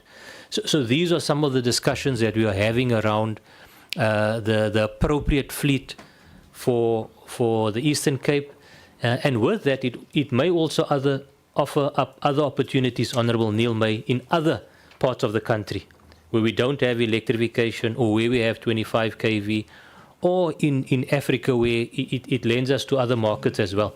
So that's a discussion around what should this variant look like for the Eastern Cape. I just want to mention that, but the services are running in both of the cities as we speak. And we are looking at even further improvements about the frequency on some of these corridors that we can share in a broader presentation. Honourable Skosana, around how does the geo impact reliability? How does the geo impact reliability?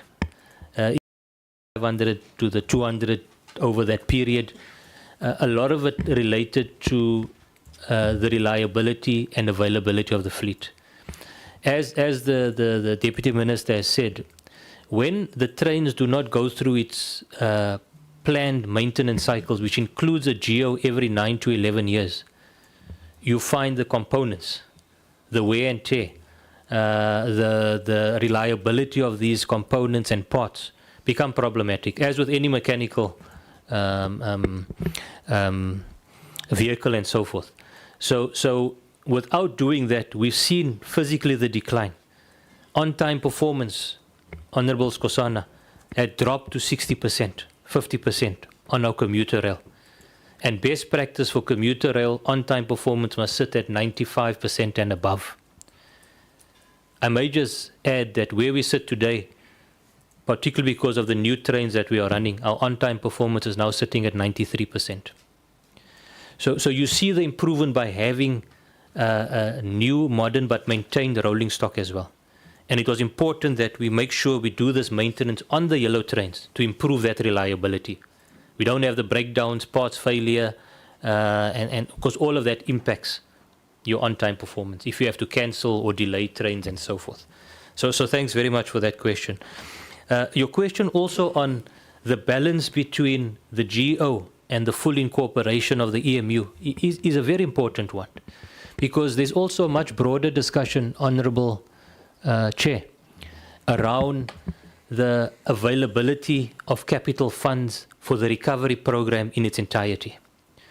Broadly speaking, which we're not presenting on DEEM, we had this discussion, is around the overall funding sustainability of Prasa, both from a capital as well as operational funding. So we have the competing priorities of you are manufacturing new trains, you are recovering corridors, you are modernizing the stations and the infrastructure, you are dealing with the GEO program.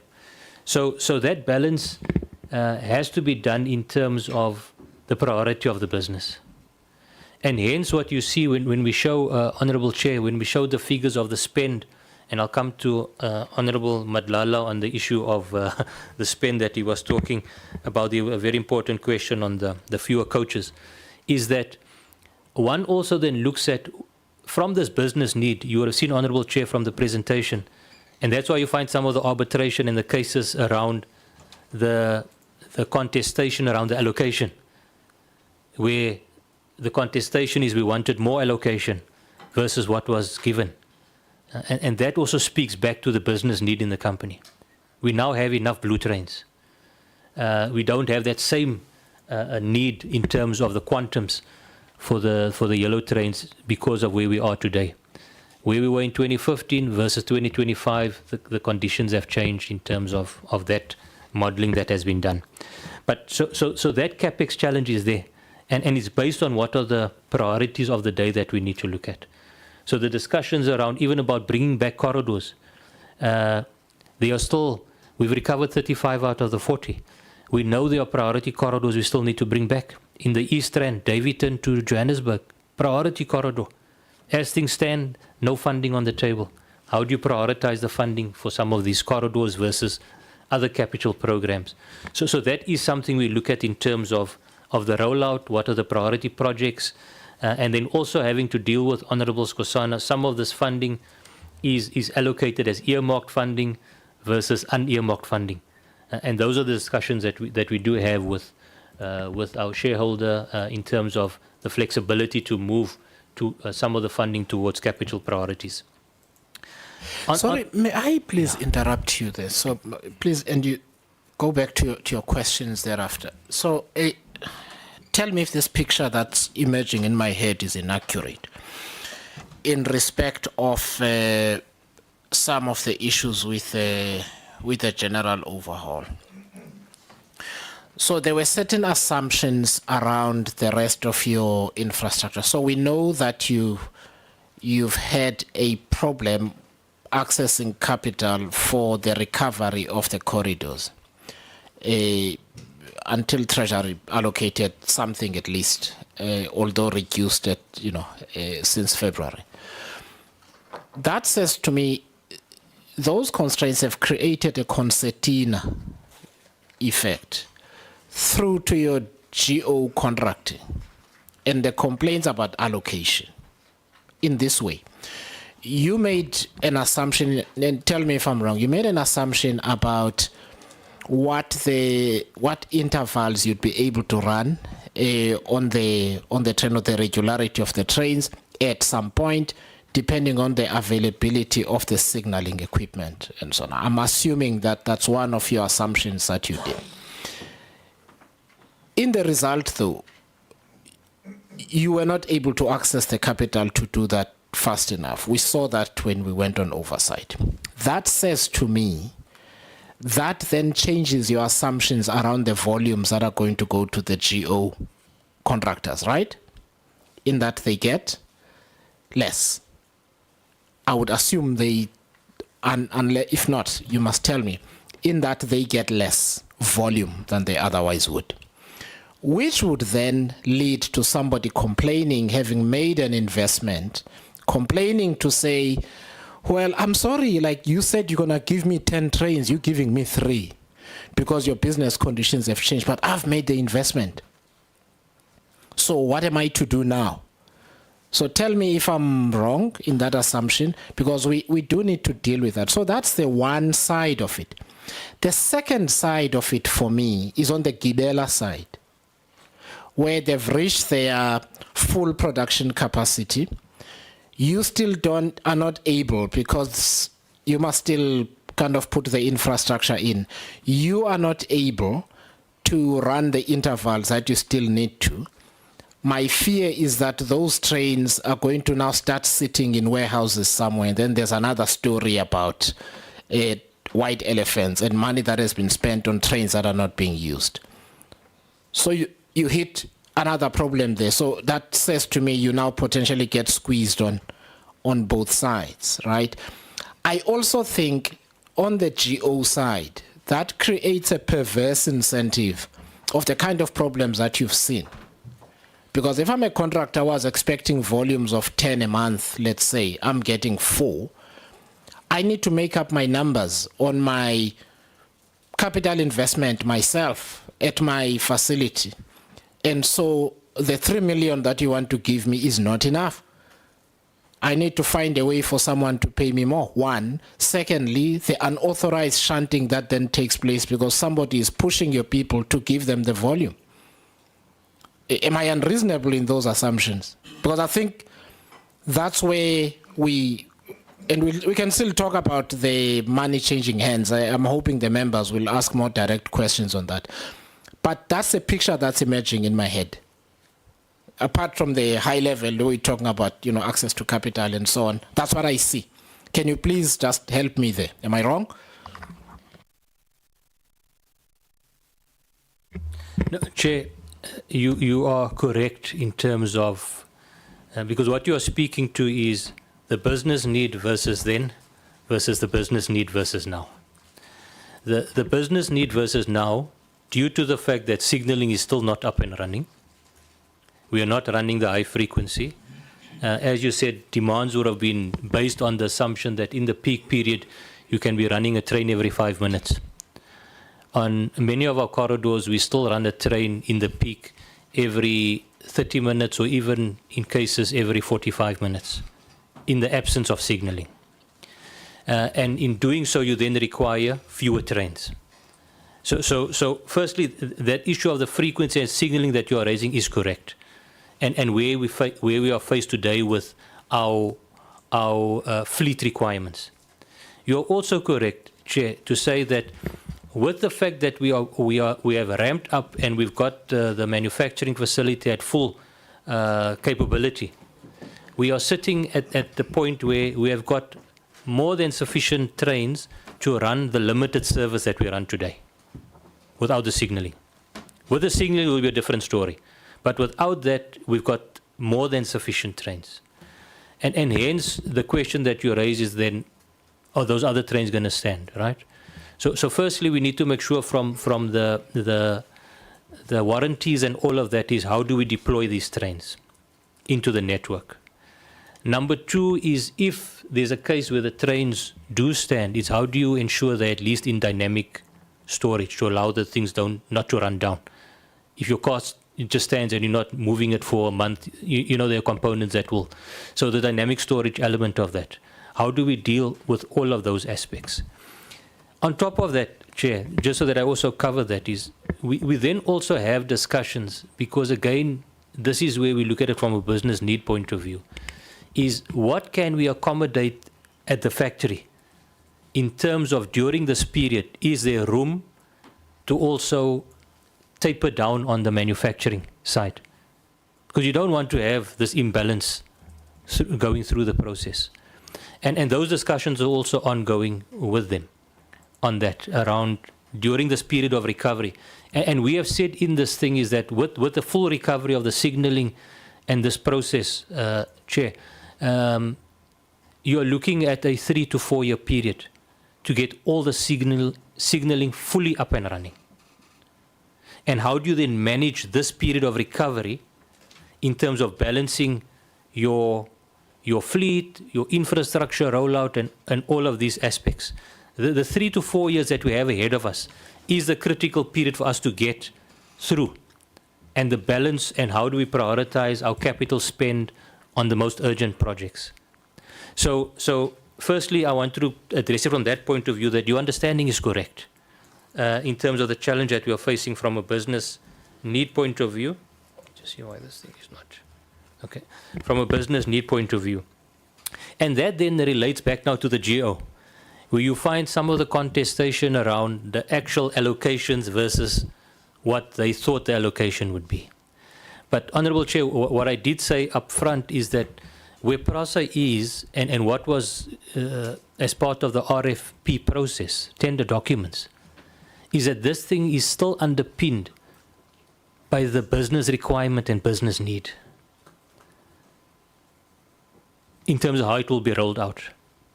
You cannot be rolling out something in conflict with what your business need would be.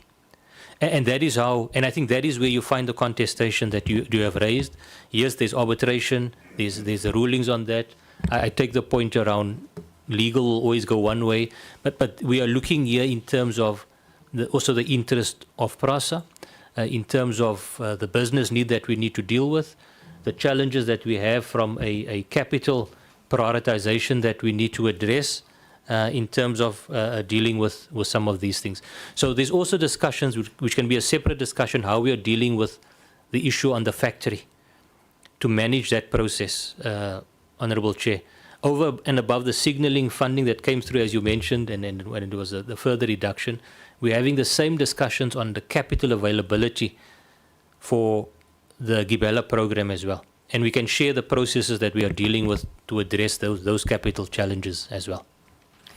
Thanks very much. So here's my view, and you can just note it. I think you need to work backwards from your signaling infrastructure rollout perspective and consider how you should or can renegotiate some of those contracts, because they're going to come back and bite you in terms of the provisions you have to make on your balance sheet for some of the other legal vulnerabilities you might have from those contracts. I understand the thing about Prasa's business needs, but I think at some point you are going to have to declare a force majeure of some sort with Gibela, because you actually just can't take their trains anymore. They need to pay staff and so on. You can't take their trains, number one. Number two, same with the general overhaul contracts. At some point, you've got to just accept that your assumptions are changing. And one of the conversations we can have is whether in your contracting you'd made, what assumptions you'd made around capital allocation or capital availability from Treasury or wherever else. And if those assumptions can no longer be sustained right now, it does affect your contracting and how much time you will spend in arbitration and court cases and that kind of thing, where you might still nonetheless be found to be liable, at least for the amount of money, amount of exposure to, you know, in terms of the supplier's own capital investments. I might be wrong again, but that's what I see coming down the line. And therefore, you know, taking this one on review and another one on review and then another one institutes arbitration, you might end up spending more time in litigation than on solving the problem. And also, you know, the Gibela issue. You can go back to your questions. We can maybe deal with this later. But I also felt that I just see a fundamental problem that is not being dealt with, which is potentially going to have a financial impact. Chair, just two things, or maybe three. Let me start off with an indication that if you look at the passenger numbers in 2020-21, you were at 10 million, and in 2024-2025, you're at 76 million. So I think that's an important aspect to note, that the passenger numbers are on the increase. The second point, Chair, is on the issue we're raising. Obviously, the Prasa funding matters are receiving attention, and at an appropriate time, I think we will be able to report on that. And the last aspect is that in a parliamentary reply in June this year, one of the things that we pointed out was that, amongst others, Prasa is exploring the opportunities to bring regional rail in cities such as Mbombela. These regions have been considered for the possible introduction of rail passenger services to close mobility gaps, and refurbish sets from old grey and yellow are ideal for this purpose. So in other words, is we are not confining the thinking of Prasa to current need or where activities are taking place. An expansion program is very much part of the outlook as part of maximizing the resources that we have and what we put out. And so part of the bringing of regional services to such cities is a response to that, because, Chair, when you refer to road to rail, the assumption must not just be about Transnet and logistics and freight. It's also about passengers. And so there's a deliberate outlook in that regard, because we are trying to de-risk and decongest the roads as well, to make sure that the movement is not just about freight, but ease of transportation for commuters, and also understanding that it's, well, just cheaper to travel on a train. And we're trying, as part of the medium-term development plan, the 3 pillars of the 7th administration's GNU is to reduce the cost of living. And part of that is a deliberate focus on passenger travel. And so what we are then saying, Chair, is the considerations we need to make, whether it's passenger or freight or logistics, is how do we cushion the risks that are involved for other sectors or industries who may be affected by road to rail, particularly in your first mile and your last mile of travel and hauling. And so this is why so your question, amongst others, is answered by that fact, to say for Prasa to be sustainable and viable, it has to broaden its horizons and look at new markets within the ecosystem as well. Thank you. Chair, just to Thank you. Chair, just to Honourable Skosana, you did ask the question about the regular expenditure and what we are doing, what we put in place to address that. Yes, as mentioned in the presentation, well, the first step on the geo specifically, we have instituted that condemnation process. And the investigation is underway to see has Prasa in fact derived a value or whether there's been a loss. And in the case where there are losses, then the consequence management around that process. So that's specifically on the project. But the lessons learned through this process is we have also then reviewed and amended our SCM policy and our SOPs, standard operating procedures, accordingly. And one of the key things we found, particularly during this procurement process, and you look at what the AG has raised, is when you are dealing with the issue of your requirements in the bid, be it the mandatory requirements in particular.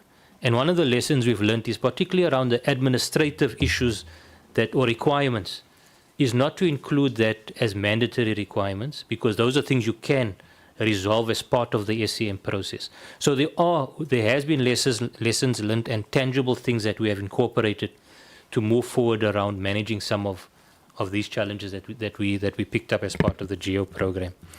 Honourable Madlala, just on the issue of the 3.5 billion approximately that has been spent and the reference to fewer coaches received, there are obviously still coaches that are still work in progress, that is still with the contractors. But what it also points out to is the fact that, and this goes back to the discussion that the Honourable Chair was also raising, in the initial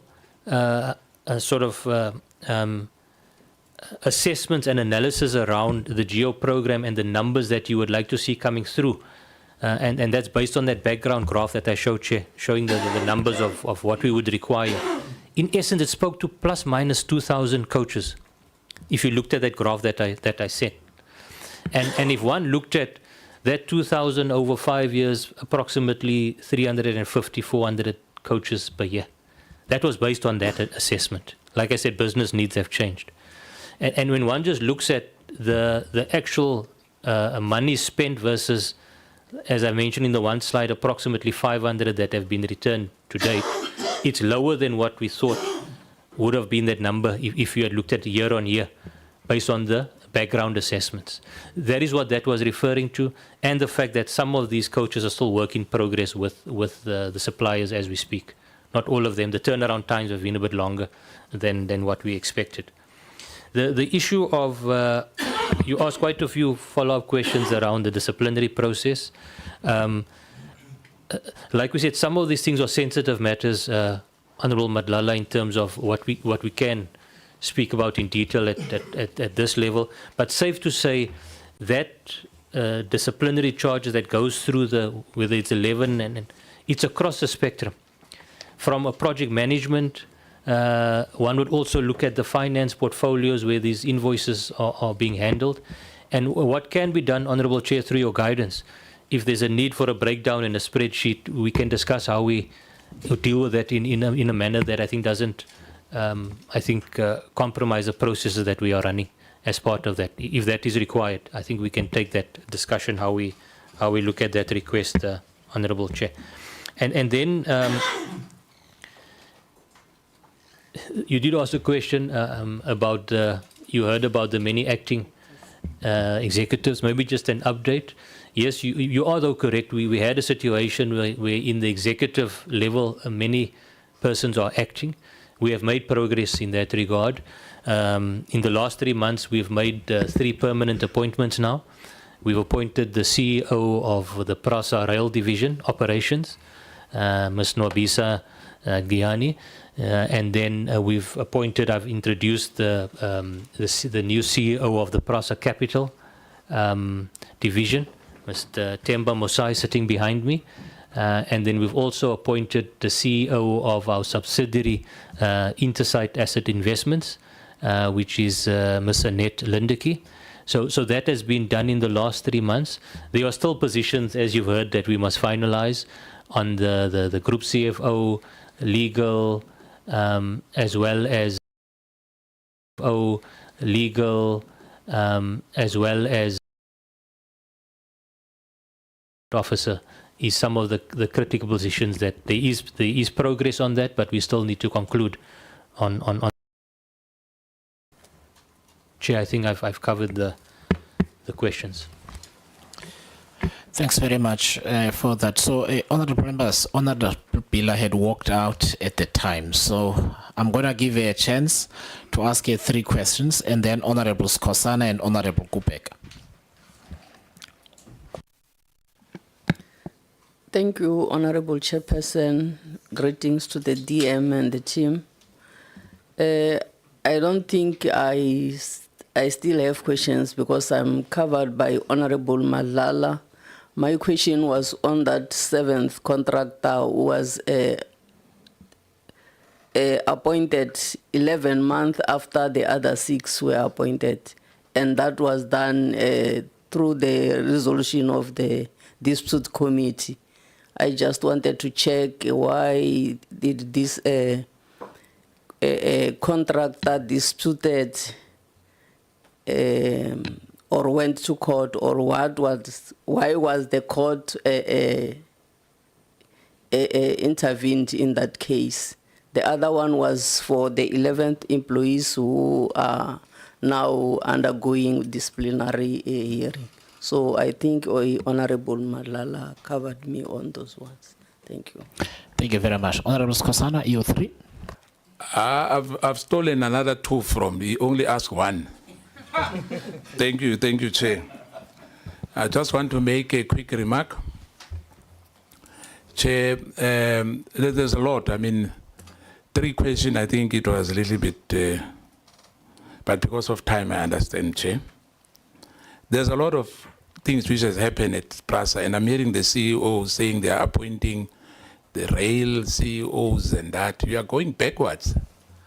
You know, the world has changed. The world has evolved big time. You know, if you look outside the country, you go to Singapore, you go to those developed countries like Dubai, you know, you don't need too many CEOs, CFOs and that in one entity. Prasa is Prasa. But be that as it may, that's a debate for another day. my questions, because my colleagues have asked about things which I was supposed to ask about as well, I'm going to differ a bit from the slides.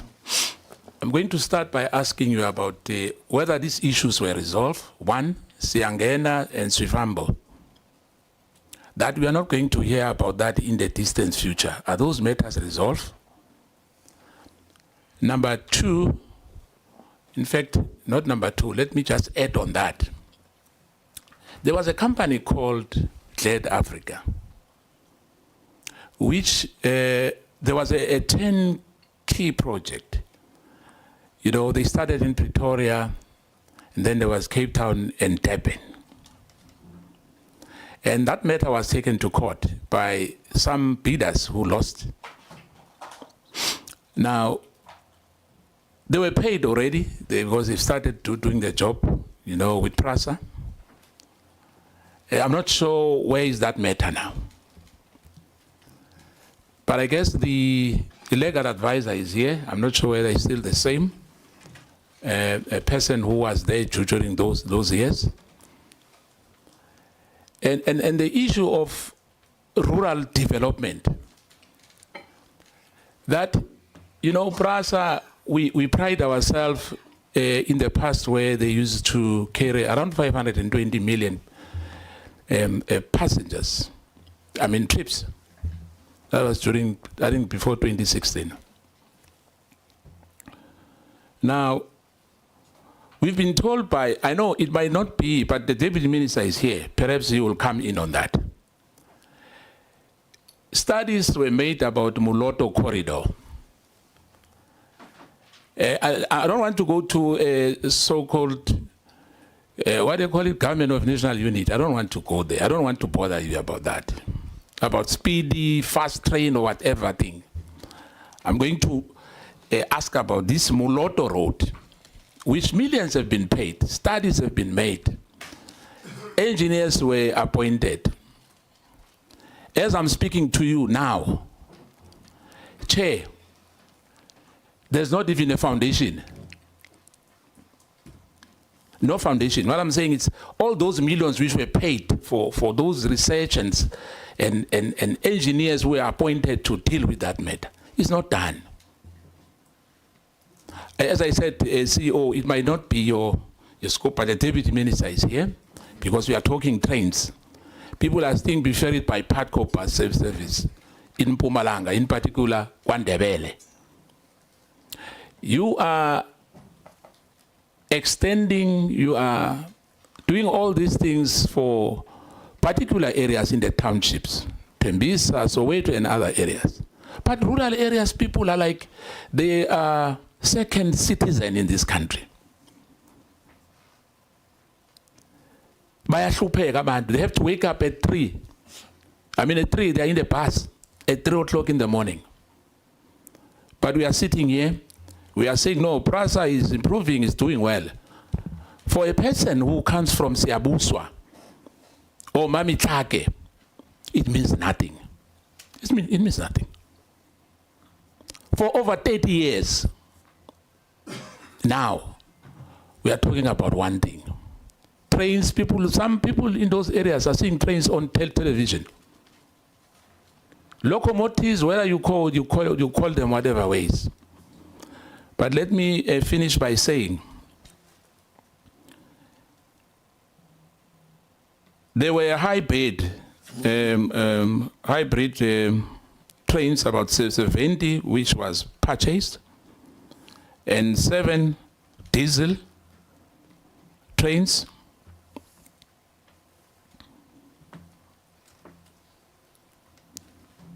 You bought about 70 of them. You divided them into 20 diesel electric locomotives and 50 hybrids. Only 13 of the 20 diesel electric locomotives were delivered, and 7 were told are going to be completed. I'm talking about some time ago. The 67 locomotives, if I may ask, was that contract cancelled? Or have you purchased those locomotives? Prasa paid about 2.6 billion why is the 900 million was not paid at that time? I'm not sure in terms of progress, because you know that already a CEO, that Matthews was a CEO, he was fired, re-employed, he was paid, I think he was employed for the third time before he left. There was, I think, a golden handshake of around 15 million rand. And I hope, Chair, the board and the executive which are sitting here, when we meet again, they will be here. We won't see that circus of Matthew, which was an embarrassment. That the CEO is in and out, in and out. It looks so bad because we have to answer. Some people are very smart outside. They are asking all these questions, and they are expecting us as members of parliament to ask this question. My last one to you, CEO, which you must please, because I hear you saying some matters are sensitive. We can't discuss them here. When you responded to my colleague Matala, I don't think it's proper. There's nothing which is sensitive here. There's nothing which is sensitive here. The Versman, I think my colleague has asked about. The 400 million issue, was that matter resolved? Because there was an issue of 400 million at Prasa, which the tribunal was supposed to recover from Versman attorneys. And I'm not sure whether that question would be good for SIU to recover that money, but I just want to find out, as far as the Prasa is concerned, what is your status concerning the Versman attorneys? I thank you, Chair. Thank you. Honorable Kubeka. Thank you, Chair. And greetings to the House, greetings to the Scopa members, greetings to the Deputy Minister, greetings to Prasa, Executive and the Board. Chair. Honorable Skosana, your mic is on. Oh, sorry. Chair, I understand and I know we're supposed to be talking solely about Prasa and the general overhaul program. But there's a few issues that I would like possibly the Minister to talk to us about as well. There's the Deputy Minister, I'm not sure if you received the letter that came to, it was a whistleblower letter that came to the Minister about the whistleblower was basically complaining about the whole board or bulk of the board of Prasa. The whistleblower was, the report is basically on corporate governance infringement and corporate governance failures in the board of Prasa. That report was basically complaining about the extravagance of the board members never attending meetings but still getting paid, board members being controlled, some board members being controlled by others, board members being corrupt, some Prasa, I don't know how this would happen, Prasa paying 3 billion rand a year on security. Please, DM, could you speak to us about that? I would like to know. And then on to the general overhaul program status report. Chair, I just want to know, firstly, who owns these companies that have been paid billions for below par work? I think Honorable Madlala spoke about this thing and he touched on it, about 3.5 billion rand being spent in financial year 24-25 with significantly fewer coaches being delivered. I think I would just like to know, firstly, what is the logic or rationale behind these payments that you're going to pay 3.5 billion rands to people who are underperforming? What's the logic behind that? Maybe the board and possibly the CEO can share with us what is the logic behind that. I do want to know who owns these companies. What are the names of these companies, I think, is what I would like to know. Because I think once we know the names of the companies, we will know who owns the companies. Then we will understand possibly why there's this going on. I think, Chair, with the irregular relationships between Prasa employees and some of the GO contractors. I think this would explain the unilateral price escalations that are being spoken about in this report. Because then once you have those unilateral price escalations being accepted by employees of Prasa, you then are able to say or understand why employees are accepting funds from the GO contractors. So I just want to know, the delays in underdressing performance, who must be held accountable for this from Prasa? As in, is it the board? Is it the executive? If it's the board, who in the board? If it's the executive, who in the executive must be held accountable for addressing the underperformance? And then lastly, Chair, some of the contractors have delivered fewer than 20% of their allocation in 2 years. I just want to know how much has been paid to date to those underperforming contractors. And I think I'll hold it there for now, Chair. Thank you. Thank you very much. Let me hand over to you for answers. Can I just ask the board and CEO to respond, and I'll come in on those responses that need me? Thank you.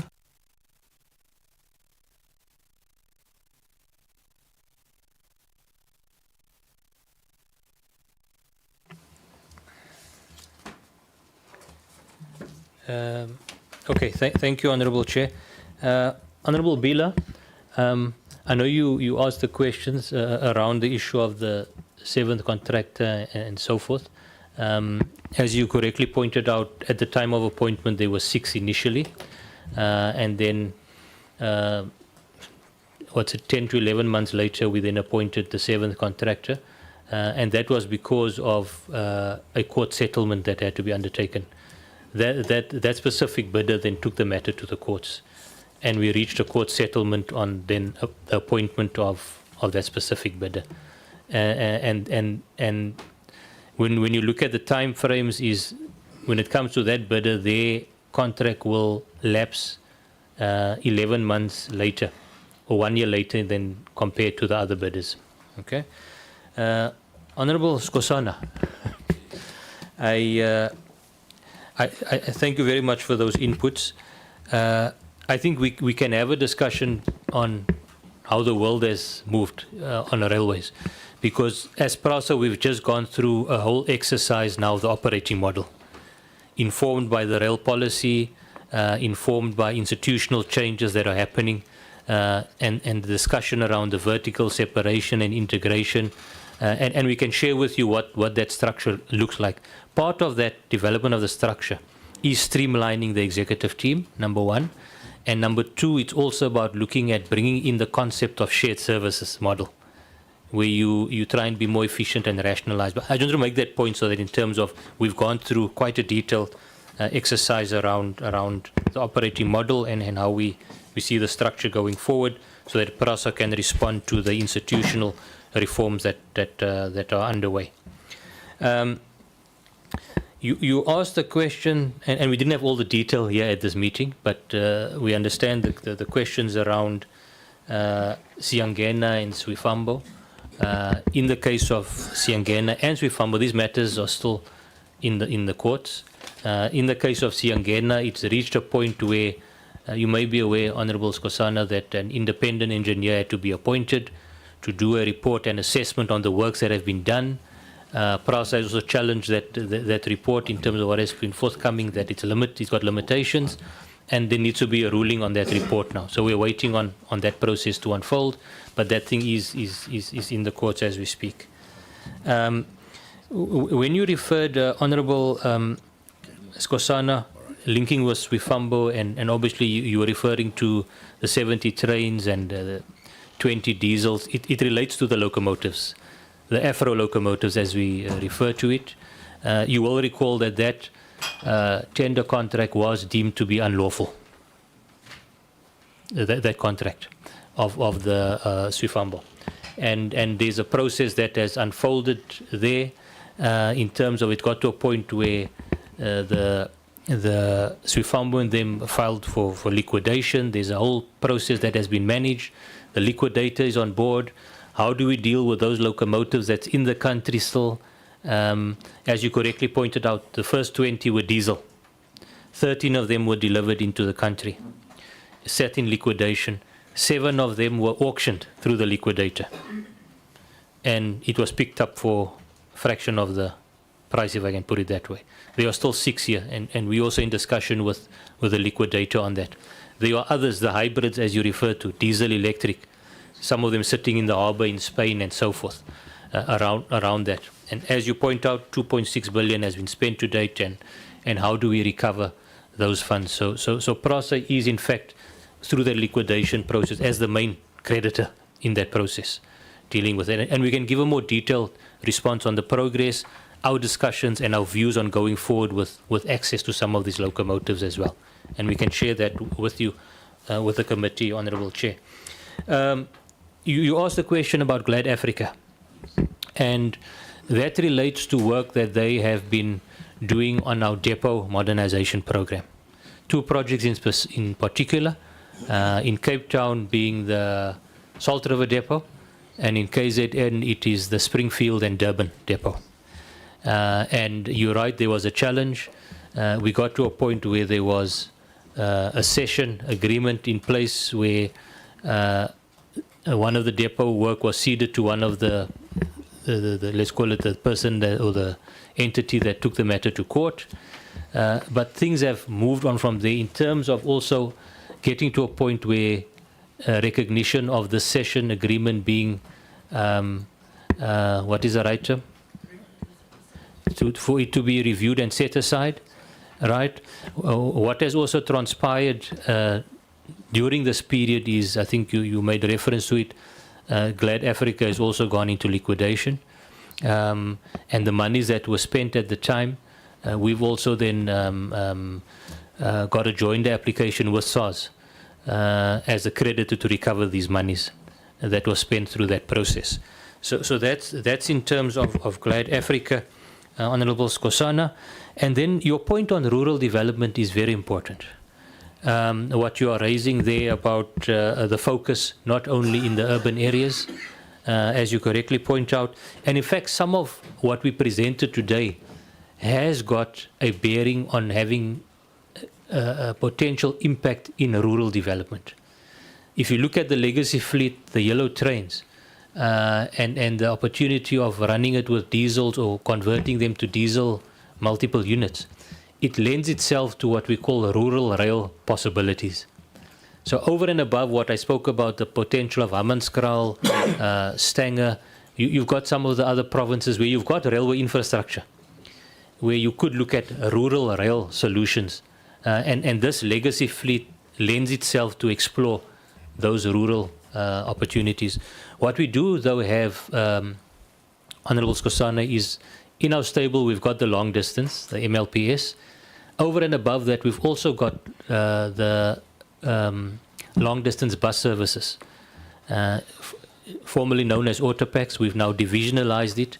And in fact, through that offering, we serve many of the rural areas as well, where a lot of companies do not run. So I think we can unpack that, but certainly the issue of rural development, a lot more can be done in this area. And I think on the topic of today, the GO and not just the legacy for the existing fleet can also lend itself to rural opportunities, rural rail opportunities. Demo, you're going to take the issue of Molotto, but let me just finish on the issue of the issue of Honourable on Werksman. Yeah. What you are referring to here, Honourable Skosana, and I think this relates to an earlier appointment of Werksman a while back by the previous board. And this appointment was found to be irregular. And I think that's where you got the reference to the 400 million around how that process is unfolding. At the time, I know there was the legal firm was appointed to look into this matter in terms of this irregularity. And we are just awaiting not awaiting, but that report, we are in discussion around how do we get access and deal with the outcomes of that process. So Honorable Skosana, I would request that let me get the detailed report from the team on the status, but I'm aware of what you are raising in terms of that specific process and the appointment that was deemed to be irregular, and we can get the latest update in terms of that process that we have looked into. And then, Honorable Kubeka, you asked the question on, I think the Deputy Minister will deal with those questions, but you did ask for the names of the companies.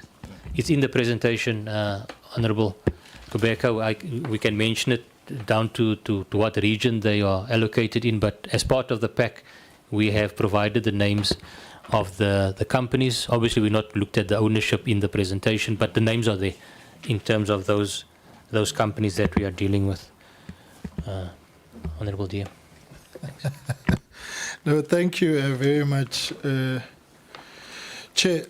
Yes, we have received whistleblower correspondence, and it is within the ecosystem of correspondence which we typically receive as the ministry, and the matters raised therein are receiving attention, and the minister is applying her mind on how to proceed forward with the correspondence of the whistleblower issues that Honorable Kupega has raised. So that matter, Chairperson, is receiving attention. I want to agree that... Sorry, may I ask, how do you know which one it is? Unless he's in the... No, leave the GNU. I'm saying unless he's in the correspondence. No, this is not a trick question. No. He's asked in a coded way. And yeah, he listed issues. Oh, so you were able to identify it from there. Okay. And therefore was able to... Okay, no. That is not a trick question. If there's one thing, Chair, we are very meticulous about in the ministry is ensuring that all correspondence receives due attention, so that we do justice to the responsibility. So, Sister Ntombi, have they responded to my letter? No. She says no. Which one? She says no. Which one? It wouldn't happen. It wouldn't happen. So, Chair, yes, the matters that Honourable Kupega has raised, well, the correspondence rather that is raising is receiving attention. Chair, yes, we must agree that, particularly as a rural boy myself, the need for access to transportation in its entirety is material. And so I believe that, however, it's not one mode of transport. We need to be able to present to South Africans a strategic and effective and efficient transportation and connectivity of the transportation. So integratedness is key. And we also need to look at the value add that is being derived from that transportation to ensure that South Africans are able to move. 80% of our commuters are using taxis currently. And so we need to zoom into that space, as we are, amongst others, trying to de-risk the financing. And part of that is to ensure that rural communities are able to benefit from the cost reductions we're trying to build in to that transportation. And this is conversations we're having with the taxi industry. This is why last week we published the regulations around e-hailing, so that we can be able to move forward with issues around permitting, with issues around regularizing the space, safety and security, so that the value additions that are available, opportunities are there. So rural communities are not dependent, should not be dependent on one mode of transportation, rather. The issue, Chair, has been raised. We can't sit here and not reflect on the positive trajectory of performance. It's important because that's the indicator. That's why Prasa exists.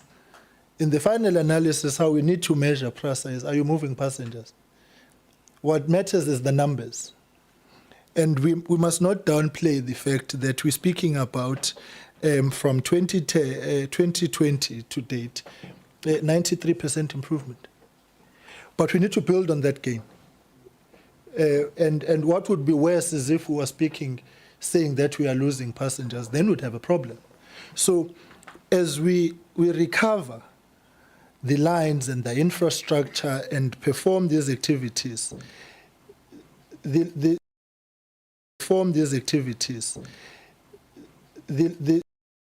element of the equation is, having done all of that, are people moving? And that's important because Honorable Skhosana refers to the fact it reduced to 10 million. And the key question is why? And I think we have tried to narrate part of the realities which have confronted Prasa, and we are responding to that. There have been very clear targets that have been presented. The issue of security, again, has been raised here, and there is a nexus to security incidents and the interventions that we have put in place. We reported to the Portfolio Committee in June that in 2020 there was 3,387 security incidents in the Prasa ecosystem. In 24-25, there was 897. So security is a key element of the Prasa ecosystem. And the decisions that were taken, then we've had to deal with their adverse effect. When we speak about security, it's not just the security of infrastructure and the state's resources. It's also about commuter safety. And part of the features of Istimela Sabantu is enhanced security to make sure that the commute of a passenger is safe. Second to last, if you look at rural transportation, as has been alluded to, the inverse of that could very well be looking at township transportation. And so that's why the issue of integration is key. What happens when I step off the train Gwamnyandu in Umlas and Ngiagwa K section? That integration is important. And so the key area I raised of first mile and last mile. So when we're looking at all of this, we're looking at the ecosystem and integrating it, and we need to progressively now deal with the challenges of old. And I want to reiterate, Chair, what you're going to see constantly coming out is a Prasa process that, in the most simplistic terms, I can say it does two things. It seeks to resolve the problems of, say it does two things. It seeks to resolve the problems of and the realities of the future.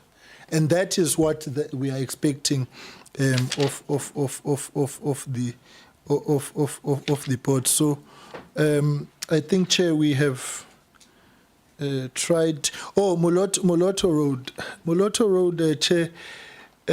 It's a package actually, and I think this is important. It's not just about the movement of people from Mpumalanga to Gauteng and vice versa. There's also issues of road safety that we've had to build in there, looking at the challenges that we are faced with and the heavy investment that has been done to make sure that there is a reduction. If you look at the of fatal crashes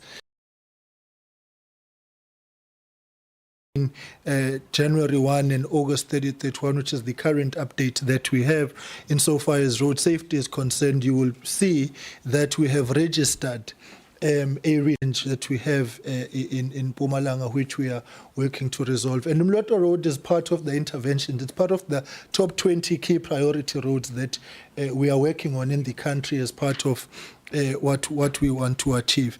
And I think, Chair, we can come back to the committee and ask Sandral to give a detailed presentation on the work that we're doing. The minister has undertaken a visit already to Mloto Road to check what is the progress there. There is interactions and conversations that we have to have with traditional leaders amongst part of the conflict resolution that we are trying to make.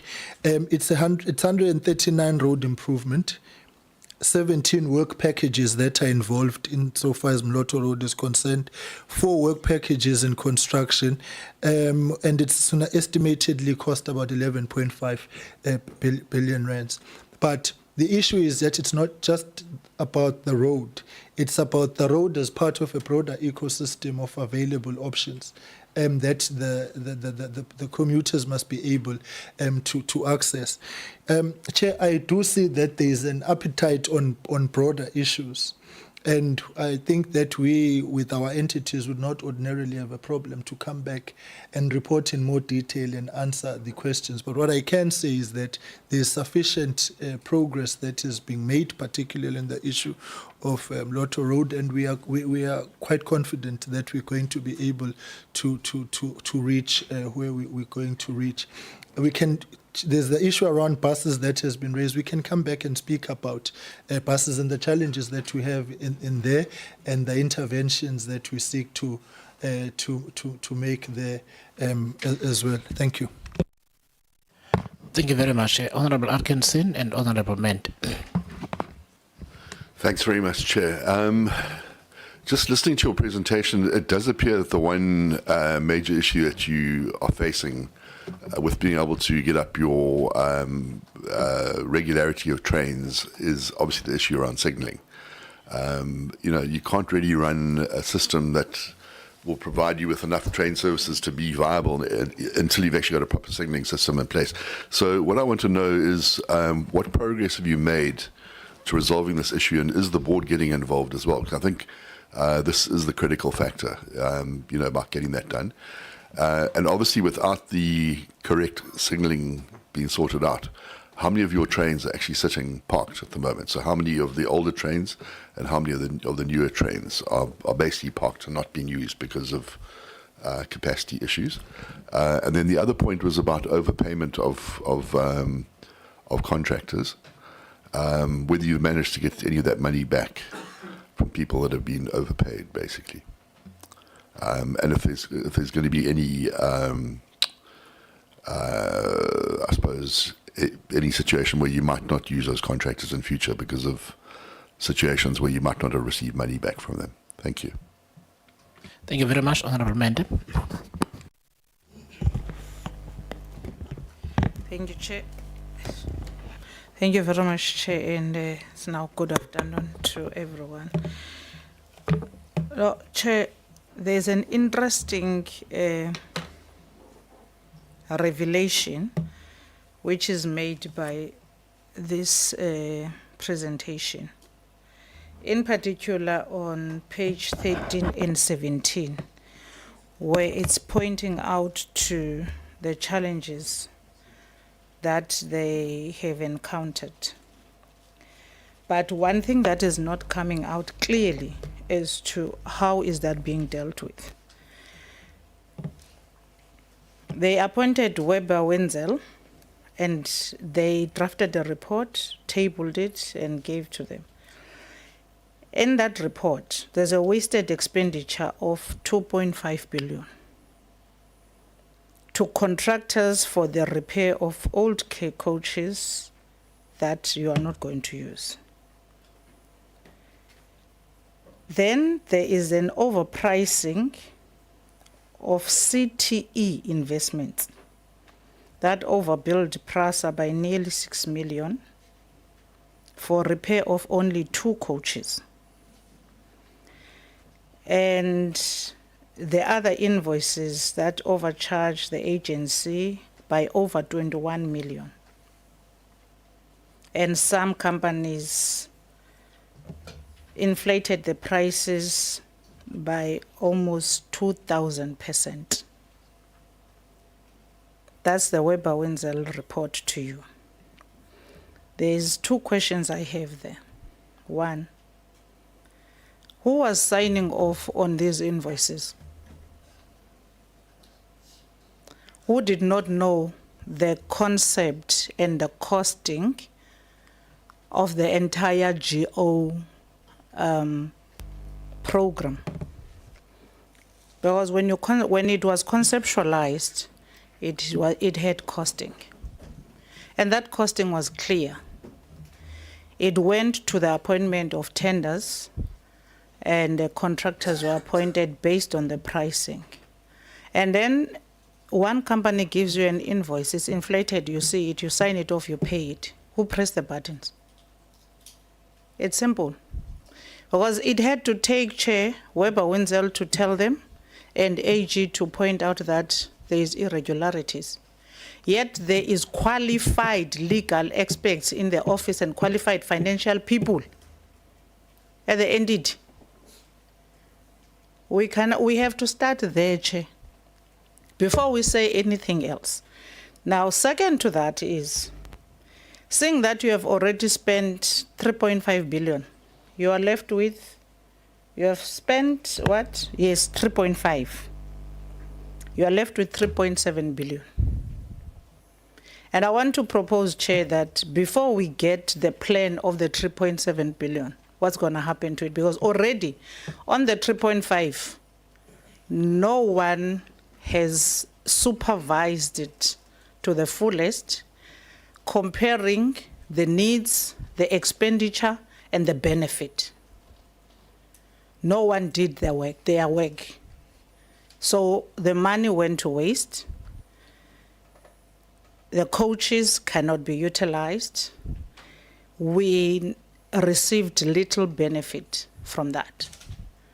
In the 3.7 billion that's left, DM, I want to advise, or rather request that, Chair, we write to the executive through the speaker that we need real-time audit on everything that's going to be done in that 3.7 billion.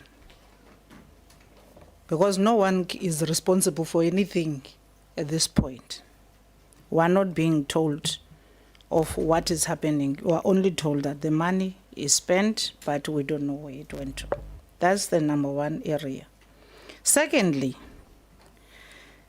nicely, DM, you moved with your legacy.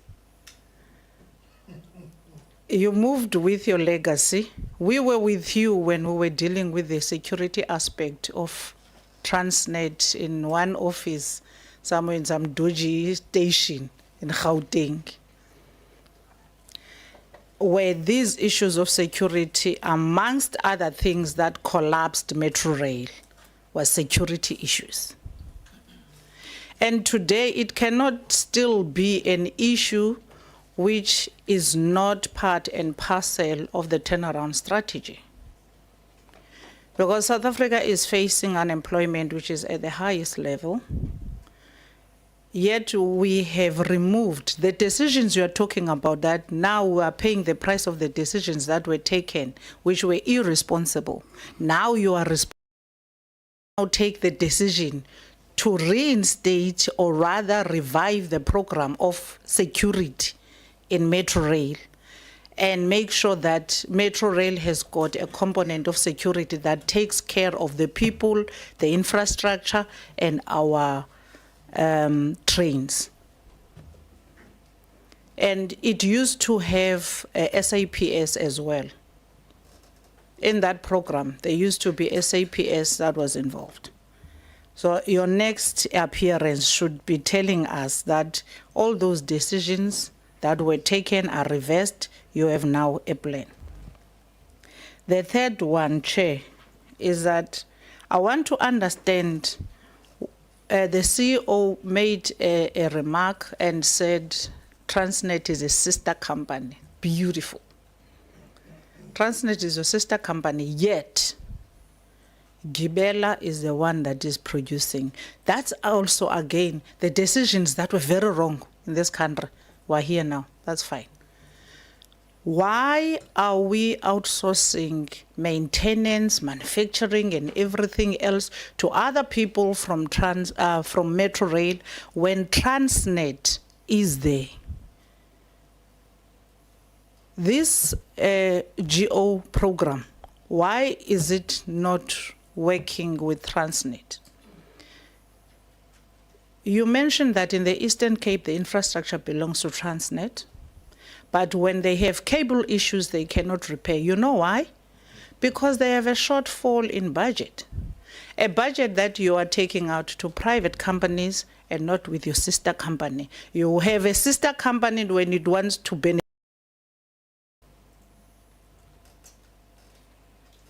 Let's see, what is the relationship between yourself and Transnet at this point, and how do we resolve it? Because all these engineers, technicians, and everything are there.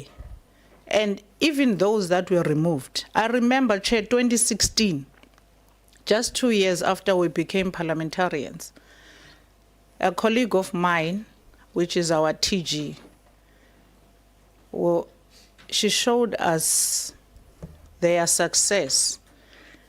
They did 37 coaches for Botswana in their Africa program. They did 37 of coaches for Botswana in Botswana within a year and deliver them customized. Not just built generally, no, customized.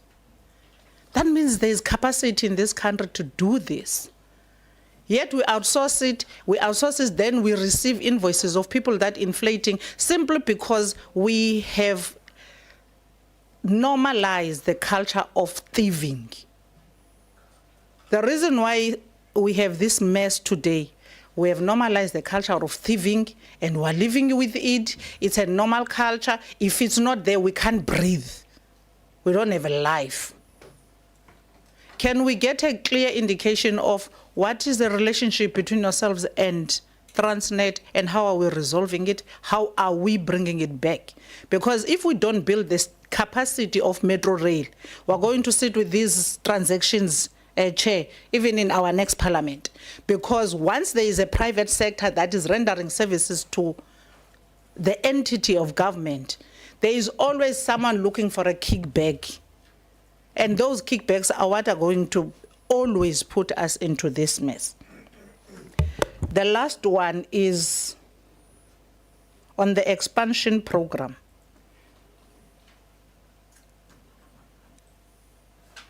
DM, you mentioned it is a good program, beautiful. But can we then get a full report, even if it's not today, and the plan of the expansion program, and who are the main characters in that story of the expansion program? Because if it's going to be an outsourcing and all of those things, we are still going to have an issue there. Even in the next parliament, maybe by then you'll be a minister in another department. But this program you are coming up with of expanding, meaning which is creation of jobs and expanding metro rail, but we are going to have it hijacked by people for the sole purpose of stealing, not expanding. The last one is this Mirai settlement. I'm not hearing it clearly as to what were we settling with Mirai and all of that, together with the signal issue. I remember there was a point the signal issue was dealt with last year, and that it was at the board stage, Gauteng 1. Last year, and that it was at the board stage, Gauteng 1. An issue of what is the real issue with the signaling? Why haven't we found someone to deal with the issue of signaling? Yet the Cape Town one, there are no major problems with it. And why there are no major problems with the signaling of Cape Town? Thank you. Thank you very much. Chair, oh. Sorry, Chair. I wanted to ask with the Weber Wenzel, why did we choose to go there and not use SIU? Why is SIU not investigating Prasa? It's very interesting because these are big monies. And how much are we paying this company? Thank you. Chair, thank you. Just three responses. I think the CEO will probably explain more broadly on the issue of signalling, but it's also a procurement matter. You also looking at SCM processes that have to be followed to avoid, and more strictly to avoid similar findings of violations of 217 amongst others. A skill set which is important. So signalling is a priority. So I think in KZN there's an award in Gauteng and Western Cape. It's at procurement stage. Signalling remains the apex priority if we want to achieve efficiency and effectiveness of us reaching the target of the passenger numbers that we have spoken about, because the more trains move, then the better. It's also a reliability question. It's a safety question. But Honourable Member, you speak about legacy. You know the journey that we have traversed, that we have had to clean up the railway lines, restore the railway lines, and part of the infrastructure that was damaged is around security. Now, a signalling intervention requires us to also, amongst others, ensure the safety and security of the lines, because it's a heavy investment. So in the phases that we are at, it could not have been possible to start with signalling. You need to secure the network, because you are laying infrastructure at exorbitant costs. But what is important again here is what the CEO and the chair have referred to, the recovery of the 35 of the 40 lines. So we're not where we were, but those lines now need to run optimally. And the key enabler for that is signaling. The second one is around Transnet and Prasa. Just to indicate that Transnet was an entity of the Department of Public Enterprises, which is now defunct. And there was a transfer of Transnet to Transport on the 27th of August 2024. So this is a new reality of both these rail entities, both being under the Department of Transport. It is our belief that moving forward, the relationship is going to be improved. We'll be able to rationalize on skills, knowledge, and expertise within the ecosystem, the pooling and sharing of resources, amongst others. But most importantly is what the CEO has referred to as well. Some of the lines are Transnet lines, the rail. If you look at Durban to Stanger, for example. And so the relationship, I wouldn't say it's at infancy stage. I don't want to infantilize it, but the reality is we've got a new dynamic where both these entities are now overseen by one shareholder representative, and I believe it is to the benefit of the sector. So I think it must be understood in that context that you had previously a relationship which had twins living with different parents. Now they are back with one. So I think that is going to help us moving forward. Yes, we can. As I said, I was just referencing part of the response we gave in June around the regional expansion program. We can give details as and when it is readily available. But the whole point is that we are challenging Prasa to think big, and in order for us to achieve the kind of numbers that we want. Yes, we will await, of course, your correspondence that you have suggested must come through the speaker, and we will engage and interact with that at that point. I think CEO, it's to go to the issue of overpayments and recoveries. Oh, security.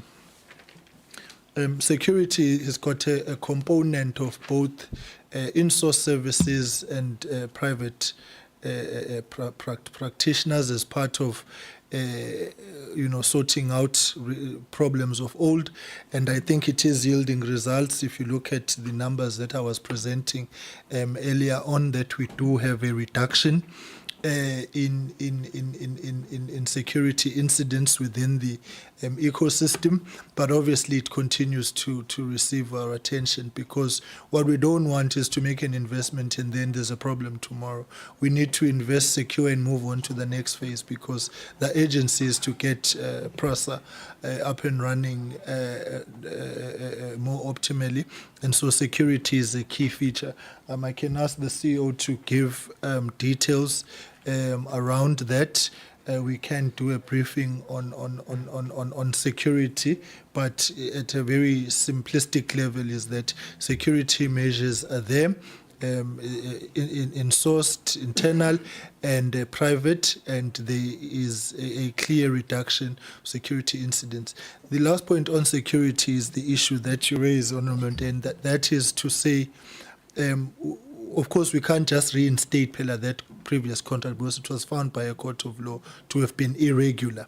So that is not an option. But the option that we have exercised, which is within our purview, is to recalibrate the security arrangement in the manner in which I've articulated. And again, this is issues that the board needs to go back to look at the lessons learned, so that we do not repeat the same mistakes again. But I believe that at this point in time, we are headed in the right direction of having a secured Prasa ecosystem. Chairperson, CEO, thank you. Thank you, Honourable Deputy Minister and honourable members. In Prasa, we have a system where the Audit and Risk Committee deals with all investigations. So I would like to give the chairperson of ARC an opportunity just to deal with the issue of the SIU and Weber Wenzel question that was asked. Over to you, Chair. Thank you, Chair and honourable members of the committee. Apologies. So when it comes to the appointment of Weber Wenzel to investigate the GO program, that would have been handled, because we from, let me say, from the board side specifically, we identified an anomaly from the FCIP committee and also in the Audit and Risk Committee, where we requested the group CEO then to institute an investigation. And that's where the appointment of Weber Wenzel would have started. But in terms of SIU, the question on why not SIU, the SIU is already at Prasa at this point in time. SIU investigated the previous GO contract and others that were material irregularities in the past. SIU is currently dealing with the proclamations that has been declared. But when it comes to that particular investigation on the GO, we also wanted it to be fast-tracked, and hence the procurement was done to do that investigation on the GO contracts. That's what I can give an account for. And in terms of the tracking and the monitoring of that, the Audit and Risk Committee on a quarterly basis is monitoring the progress of the implementation of those recommendations. And all our investigations which are done, they are monitored by our Chief Audit Executive, who reports directly to the Audit and Risk Committee. Thank you, Chair. Thank you. CE. Thank you, Chair. Honourable Atkinson, I think there was feedback on the signalling, but just to confirm that currently the project that is on the ground being implemented is in the KZN. Gauteng, Western Cape is in procurement phases. And just to add over and above that, where there are instances where we can use our internal teams to recover some of the vandalized infrastructure, we have done that. So, for example, in the Western Cape, here in Cape Town, the southern line, the one through to Muizenberg, Simonstown, we managed to use our internal teams to recover some of that because the extent of the theft and vandalism was not of a nature that everything was stripped. So we've got a few corridors around the country that we've managed to recover. Southern line here, in Gauteng we've got the Mabopani, the Salisbury line that has also got signalling that is up and running there, and then like I said in KZN we're starting to roll out on that aspect. Now I think both yourself, Honourable Atkinson and Honourable Mente, around the overcharging, overpricing when it comes to those matters and how we have dealt with it. Where we have picked up the issue now of the overcharging, those invoices have not been settled. So those amounts that has been challenged as amounts that are overpriced is not that we are not settling those amounts. So that has to be resolved.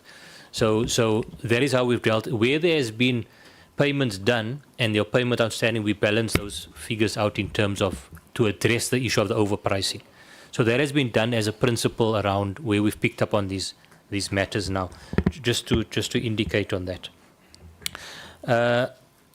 Honourable Atkinson, on the issue of the trains being parked, I did mention, yes, if you look at the what we are deploying at the moment versus the fleet size. Well, firstly, when it comes to the existing fleet, when I mentioned the 4,600, not all of those coaches are operational. That's why we're scrapping some of them to reach the end of its lifespan, right? Already about 1,000 is allocated for scrapping. The ones that we only operate now is Eastern Cape, and as I mentioned, the Malmesbury line, and obviously on the long distance, we've got trains running there. When it comes to the EMUs, there we've got an issue where we do need to have them parked there in dynamic storage to make sure the oils, the lubricants, the components are not going to deteriorate by just being parked. Now, what we've also found with when we've deployed the new trains, and we've also been making this appeal on a number of occasions, Cape Town, for example, we've also had impacts where we've had a number of stone throwing incidents. And the policy is when we've got cracked windows or broken windows, you need to repair that before you can run that train in the main. So there's an element where there's some rotation that happens around those rolling stock. But yes, as things stand, there is we've got more than sufficient number of trains that we have got to run the service. Once the signalling comes, once we bring the other corridors back, that's going to be a quick catch up in terms of this 3-year period that I spoke to earlier. It's getting through this 3 years. One can look at the flip side of that problem. Let's not have the trains, and then after 3 years you sit with a shortage. And one has done these cost comparisons, which is the best scenario. The best scenario is rather to make sure you're ready when you're ready. When the signalling is up and running, you can run these services. So that's a balance that we are dealing with, Honourable Atkinson. Honourable Mente, indeed, I didn't take the term loosely when I said our sister company, because that is how we see it as Transnet. I think the DM has correctly pointed out, I think it does help that we sit under the same shareholder. But certainly that is how we see it. We have got a relationship that I think is one that is only improving. A very solid relationship at the executive level as well as divisional levels. You've asked a question about the geo specifically. Transnet was one of the bidders. It was one of the bidders that were disqualified. That is just the process that happened through this, and I mean, it's part of the thing that we're looking at in terms of that process. But we are cooperating on a number of strategic issues, Honourable Mente. I'll give you the example with the recovery program.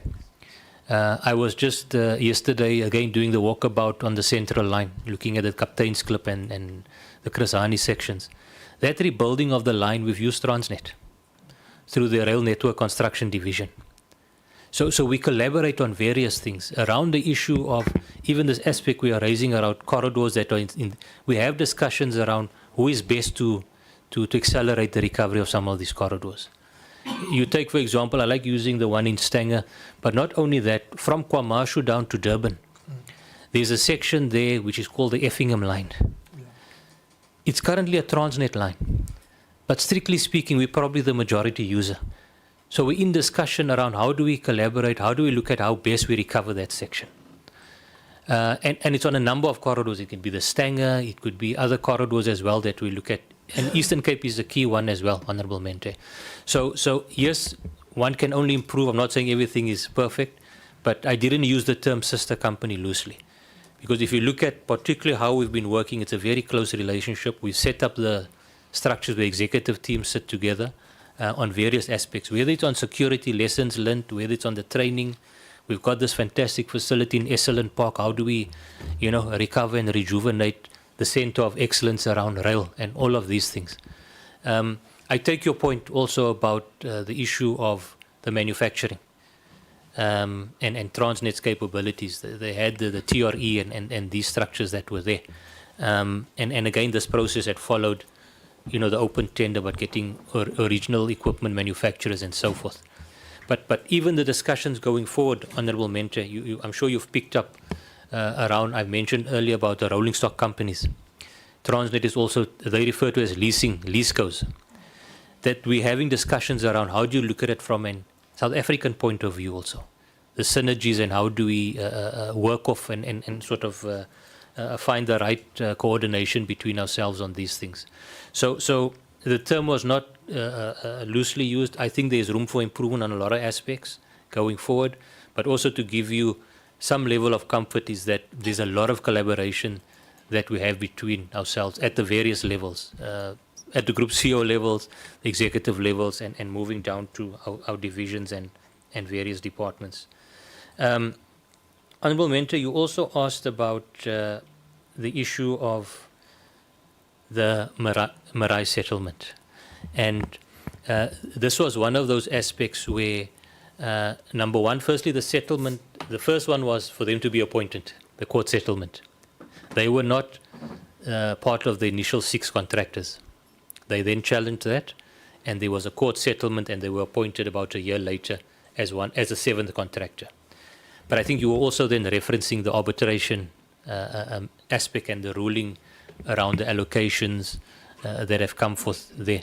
And what we are dealing with through that process, Honourable Mente, is there's a ruling now to say that the allocation numbers they found in favour of Marai. We have taken, I did indicate we are looking at getting this thing under legal review because of the aspect that we are raising business need. What is the business need for Prasa in terms of the number of coaches that we require, which is in the RFP. And that is where that process is now, just so that we see what the next step is going forward on that aspect. The issue of security, and I'm glad you raised that, Honourable Mente, is because it has been one of our key focus areas with the recovery and rebuild program. These 35 corridors that we have recovered, and I'm keeping my fingers still crossed, I mean, for all of these corridors, we've not seen any of these corridors stop operating. And it's because this recovery and rebuild program is underpinned by the security strategy that we have. Physical boots on the ground, both internal and external. That physical deployment has made a massive difference. But Honourable Mente, it's also come at a cost. It's come at a huge cost to Prasa. And this is part of a bigger discussion around the financial sustainability of operational and capital. Because a lot of it comes out of operational funding to in terms of covering those costs. But it has made a massive difference. We've seen security incidents drop by 75%. And those are the numbers that the Deputy Minister was quoting over there. We are now also entering the phase 2 of the strategy, Honourable Mente, around looking at also how do we start introducing some technology into the security space to back up and support a lot of these things. If you visit, if there's another visit, Honourable Chair, we can show you the state-of-the-art security features, the fencing, the walling, the cameras that we have put up at our depots to protect the new trains. So those are some of the things that we've started implementing, and we see the returns and the value coming out of that process. I think, Honourable Mente, I take the other stuff for suggestions you were giving around real-time audit and all of those things. I just want to mention in the presentation, we have now implemented specific project governance, management questions you were giving around real-time audit and all of those things. I just want to mention in the presentation, we have now implemented specific project governance, management. I would like to just ask there will be two tracks. Questions for a written response, and then I've got some issues to clear up very quickly. So Honorable Madlala raised the issue of people in acting appointments. It actually is quite a serious issue.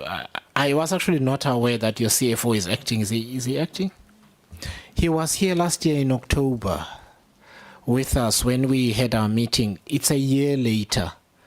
I don't think, unless there's an earth-shattering reason why the role wouldn't be filled, it's either he can do the job given how long he has been in it, or I don't know if we have a shortage of people, but these long vacancies at a senior level are really unhelpful. And taking this long to fill critical roles is, just all the acting roles and DM, some of them fall into the ministry's realm, some of them fall into the board's realm, but we really shouldn't have these long periods where people are acting. And I think if we can just get a sense of the people that are acting, I mean, it's not names, it's the positions that are vacant on a PEM where there's an acting person at the executive committee level and the level below that. If you can do that, it's something now that we need to follow up with both the ministry and the board, because it's really important. So that is the one thing. The second thing is that there are questions around the remedial actions that you've taken around the GO project seem to indicate that there were problems with project conceptualization, project contracting, and so on. And I do want to understand, your presentation says there are controls and remedial actions put in place, but I mean, firstly, note it down for written response. I'll expand on it a little bit later and just have versions that I need for answers here. So that was and then Honorable Madlala had also asked about who was chairing the bid award committee. So I've got a question on this, and this is where our conversation maybe can begin for the next 10 minutes. In your presentation, you say the AG raised an irregularity around this, and you're seeking condonation and so on. What was the irregularity, if I may ask? In the slide presentation. So if we can just do a back and forth. So I just need, and it doesn't need to be a long answer. So in the slide on background, the last one just before second last on, well, not second last, sorry, but on background, during the audit of 2022-2023, the AGSA declared the GO contract irregular for non-compliance with applicable laws and regulations. What was the irregularity in simple terms? If we can just answer, then I'll move on to the next one.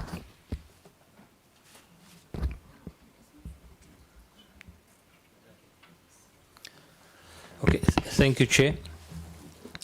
With regards to the irregularity, as I've mentioned, it relates to 217 and Section 51.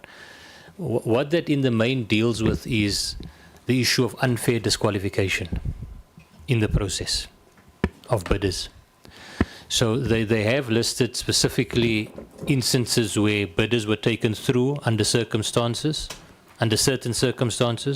be it on the financials or be it on issues related to the sort of youth development plans and so forth. And then also where bidders were then disqualified on matters that fall also within that same realm of, let's call it similarity. So it relates to that, Chair, of unfair disqualification of bidders in the process. Okay, so So I am trying to kind of get a simple story here, because there are also issues which arise. So I can't remember this company that was added on as a 7th. Mirai, for example. Are they one of the companies that were disqualified and the AG found that... I do need to just get this in simple terms. So there are two options. Either the process was defective itself and therefore needed to be redone or some version thereof, or we get more specific about what happens to the companies that were then disqualified. Are they entitled to some kind of compensation? Are they suing? And so on. That's why I keep saying, can we just say this in simple language? So, Chair, on the issue of Marai that you raised, okay. No, I mean Mirai is incidental to the so I question. thought Let's deal with a specific issue. So if the AG finds that out of the bidders, there were those who were disqualified when they shouldn't have been disqualified, what happens then? What does this condonation look like? What also happens to the bidders that went through to the next level when perhaps they shouldn't have? Because that says to me the process was contaminated. It raises different questions for me in terms of the probity of the people and the process that ran that initial procurement. And that's a fundamental issue we just haven't dealt with. I know the other things are important, but my frustration is we're not dealing with the issues you came to present on. And it's not your fault. But we need to have a straight conversation. Chair, because of the nature of the question and going into a bit more on that aspect, I'm going to ask my colleague from the Chief Procurement Officer just to elaborate on that, please. Thanks. Good afternoon, Chair. Good afternoon, members of SCOPA and all protocols observed. My name is Asif Rehman. I'm the acting CPO. In terms of the irregularities that have been picked up by the AGSA, it centers around elements relating to the mandatory requirements where certain bidders were put forward that did not pass the mandatory requirements, and other bidders who did not meet the same requirements were put forward. So the inconsistency and the fairness in terms of putting certain service providers through. In terms of the issue of the disqualification of Marai Rail.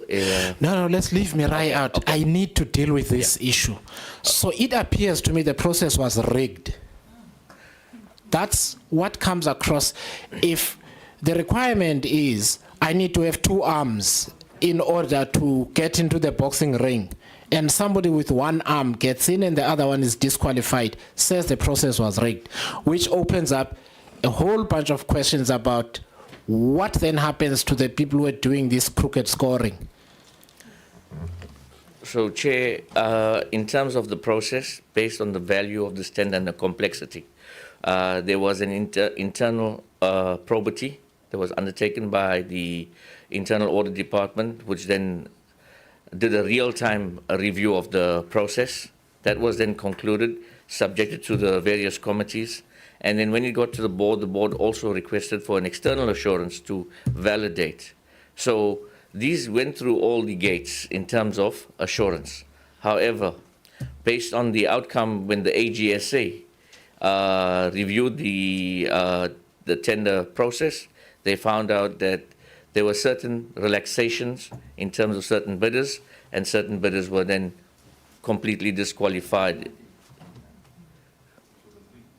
Okay, so can I make this suggestion? Can you please send to us, and then we'll have to invite you to come back, a couple of things. So please prepare the following documents: the list of all the bidders. So firstly, the report of the bid specification committee, the list of all the bidders, the scoring in respect of all the bidders, right? The scoring in respect of all the bidders, as done by the bid evaluation and other related committees.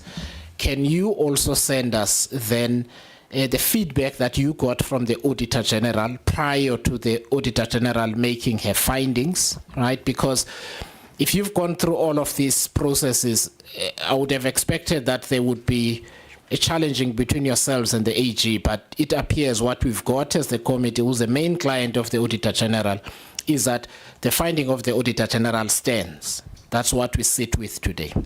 We then need to know who was on the bid evaluation committee. So we need those names. We need to know where they are. Have they presided over any other contracts in that time? And whether there has been any consequence for what the AG has found. So can we do that? And please provide that information to the committee so that we can then have a sitting around this matter.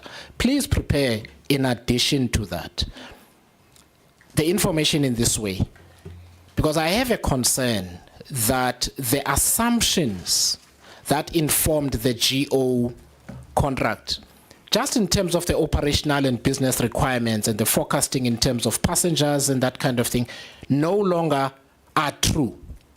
Not your fault, but other strategic issues have arisen, like I mentioned, access to capital and so on. So, for instance, the Deputy Minister mentioned the rate at which your passenger numbers are picking up. That's fine, except that the rate at which your passenger numbers are picking up also has to be matched by your assumptions on the GO and production side, and also your ability to install the signaling equipment. So the three have to match. And we need to see whether a remodeling was done. That's got a real impact in terms of legal exposure later on. Because a couple of things have happened. You chose initially 6 bidders, you've ended up with 7, which means the anticipated allocations change by virtue of the bidders changing in number, first of all. Secondly, you've got all of these other challenges that I'm talking about. In other words, your operating and financial environment has not evolved according to what you envisaged at the time. And so I've got questions around whether this plan as conceived in 2022 or 2021-22, or whenever it was, or approved at the time, is still the plan that should prevail right now. And therefore, whether the board has engaged with these matters.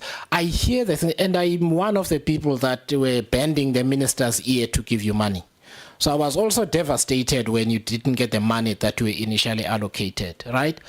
But that's got an impact on this project, I would imagine. It surely does.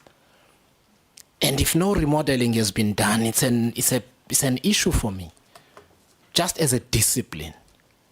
Because what you will end up with is all of these problems that I was talking about. So can we prepare that information as well? Because we do need to dig into this. So the specific company, acting chief procurement officer, is not an issue as such for me. It just felt like these issues arise because of these underlying issues, if you get me. And we also then need to talk about whether you see any value in renegotiating some of these contracts. Because if you are going to get 19 billion over 3 years in February, you're now getting how much? Is it 11 now? 12.3. Is it 12.3? So you've lost 7 billion in capital injection from the Treasury. The alternative arrangements to get that capital in are not at the snap of a finger, right? There are all sorts of things that need to happen. So yes, Deputy Minister, yes, there are alternative plans. They're just not going to come on stream as anticipated because things take time. And in that time, you're fighting with your GO suppliers, all of them. And then there's going to be more stories about things lying in storage and all of these kind of things important. The final thing that we can please prepare relates to more detail around how you're solving the issues in your own facilities where the shunting begins. You mentioned capacity issues there, right? Which has caused some of the contractors to need to fetch and all of those kind of things, because that's also where, for me, some of the bottleneck occurs. And if we don't untie those problems, then we're going to have a problem. It's 1:20. We're not going to have time, so we're going to need to just find time to just zoom in. And can I please ask members, I know the other things around transportation are important. We lose time when we discuss them here. I am going to be ruthless next time. We really need to deal with the matters of accounting. Other issues, please, can we send them to the Portfolio Committee on Transport? Let's deal with these matters. We've spent hours together, and we've lost about an hour discussing other things. So please, we also want to make best use of your time. So if we can prepare that, we'll do a bit more reflection ourselves on the discussion today, and just find a time for us to see each other soon, if that is okay. Okay, so maybe let's leave it here. Because I'm if you also say in if it's trouble. okay, you make it optional. No, I'm being polite. Okay, so if we can please do that. We just need to just dig into some of these matters. But otherwise, thank you very much. So the committee will liaise with you. We'll find time soonest in the next few weeks for us to just be very focused on the issues we deal with. All right, thank you. Honorable members, thank you very much. Apparently, the members, thank you very much, DM and Prasa. The members are getting gifts. This is not a bank card. No, these are not bank cards. These are USBs that Parliament is giving to you. I will explain on Friday how they're going to be used. Thank you very much.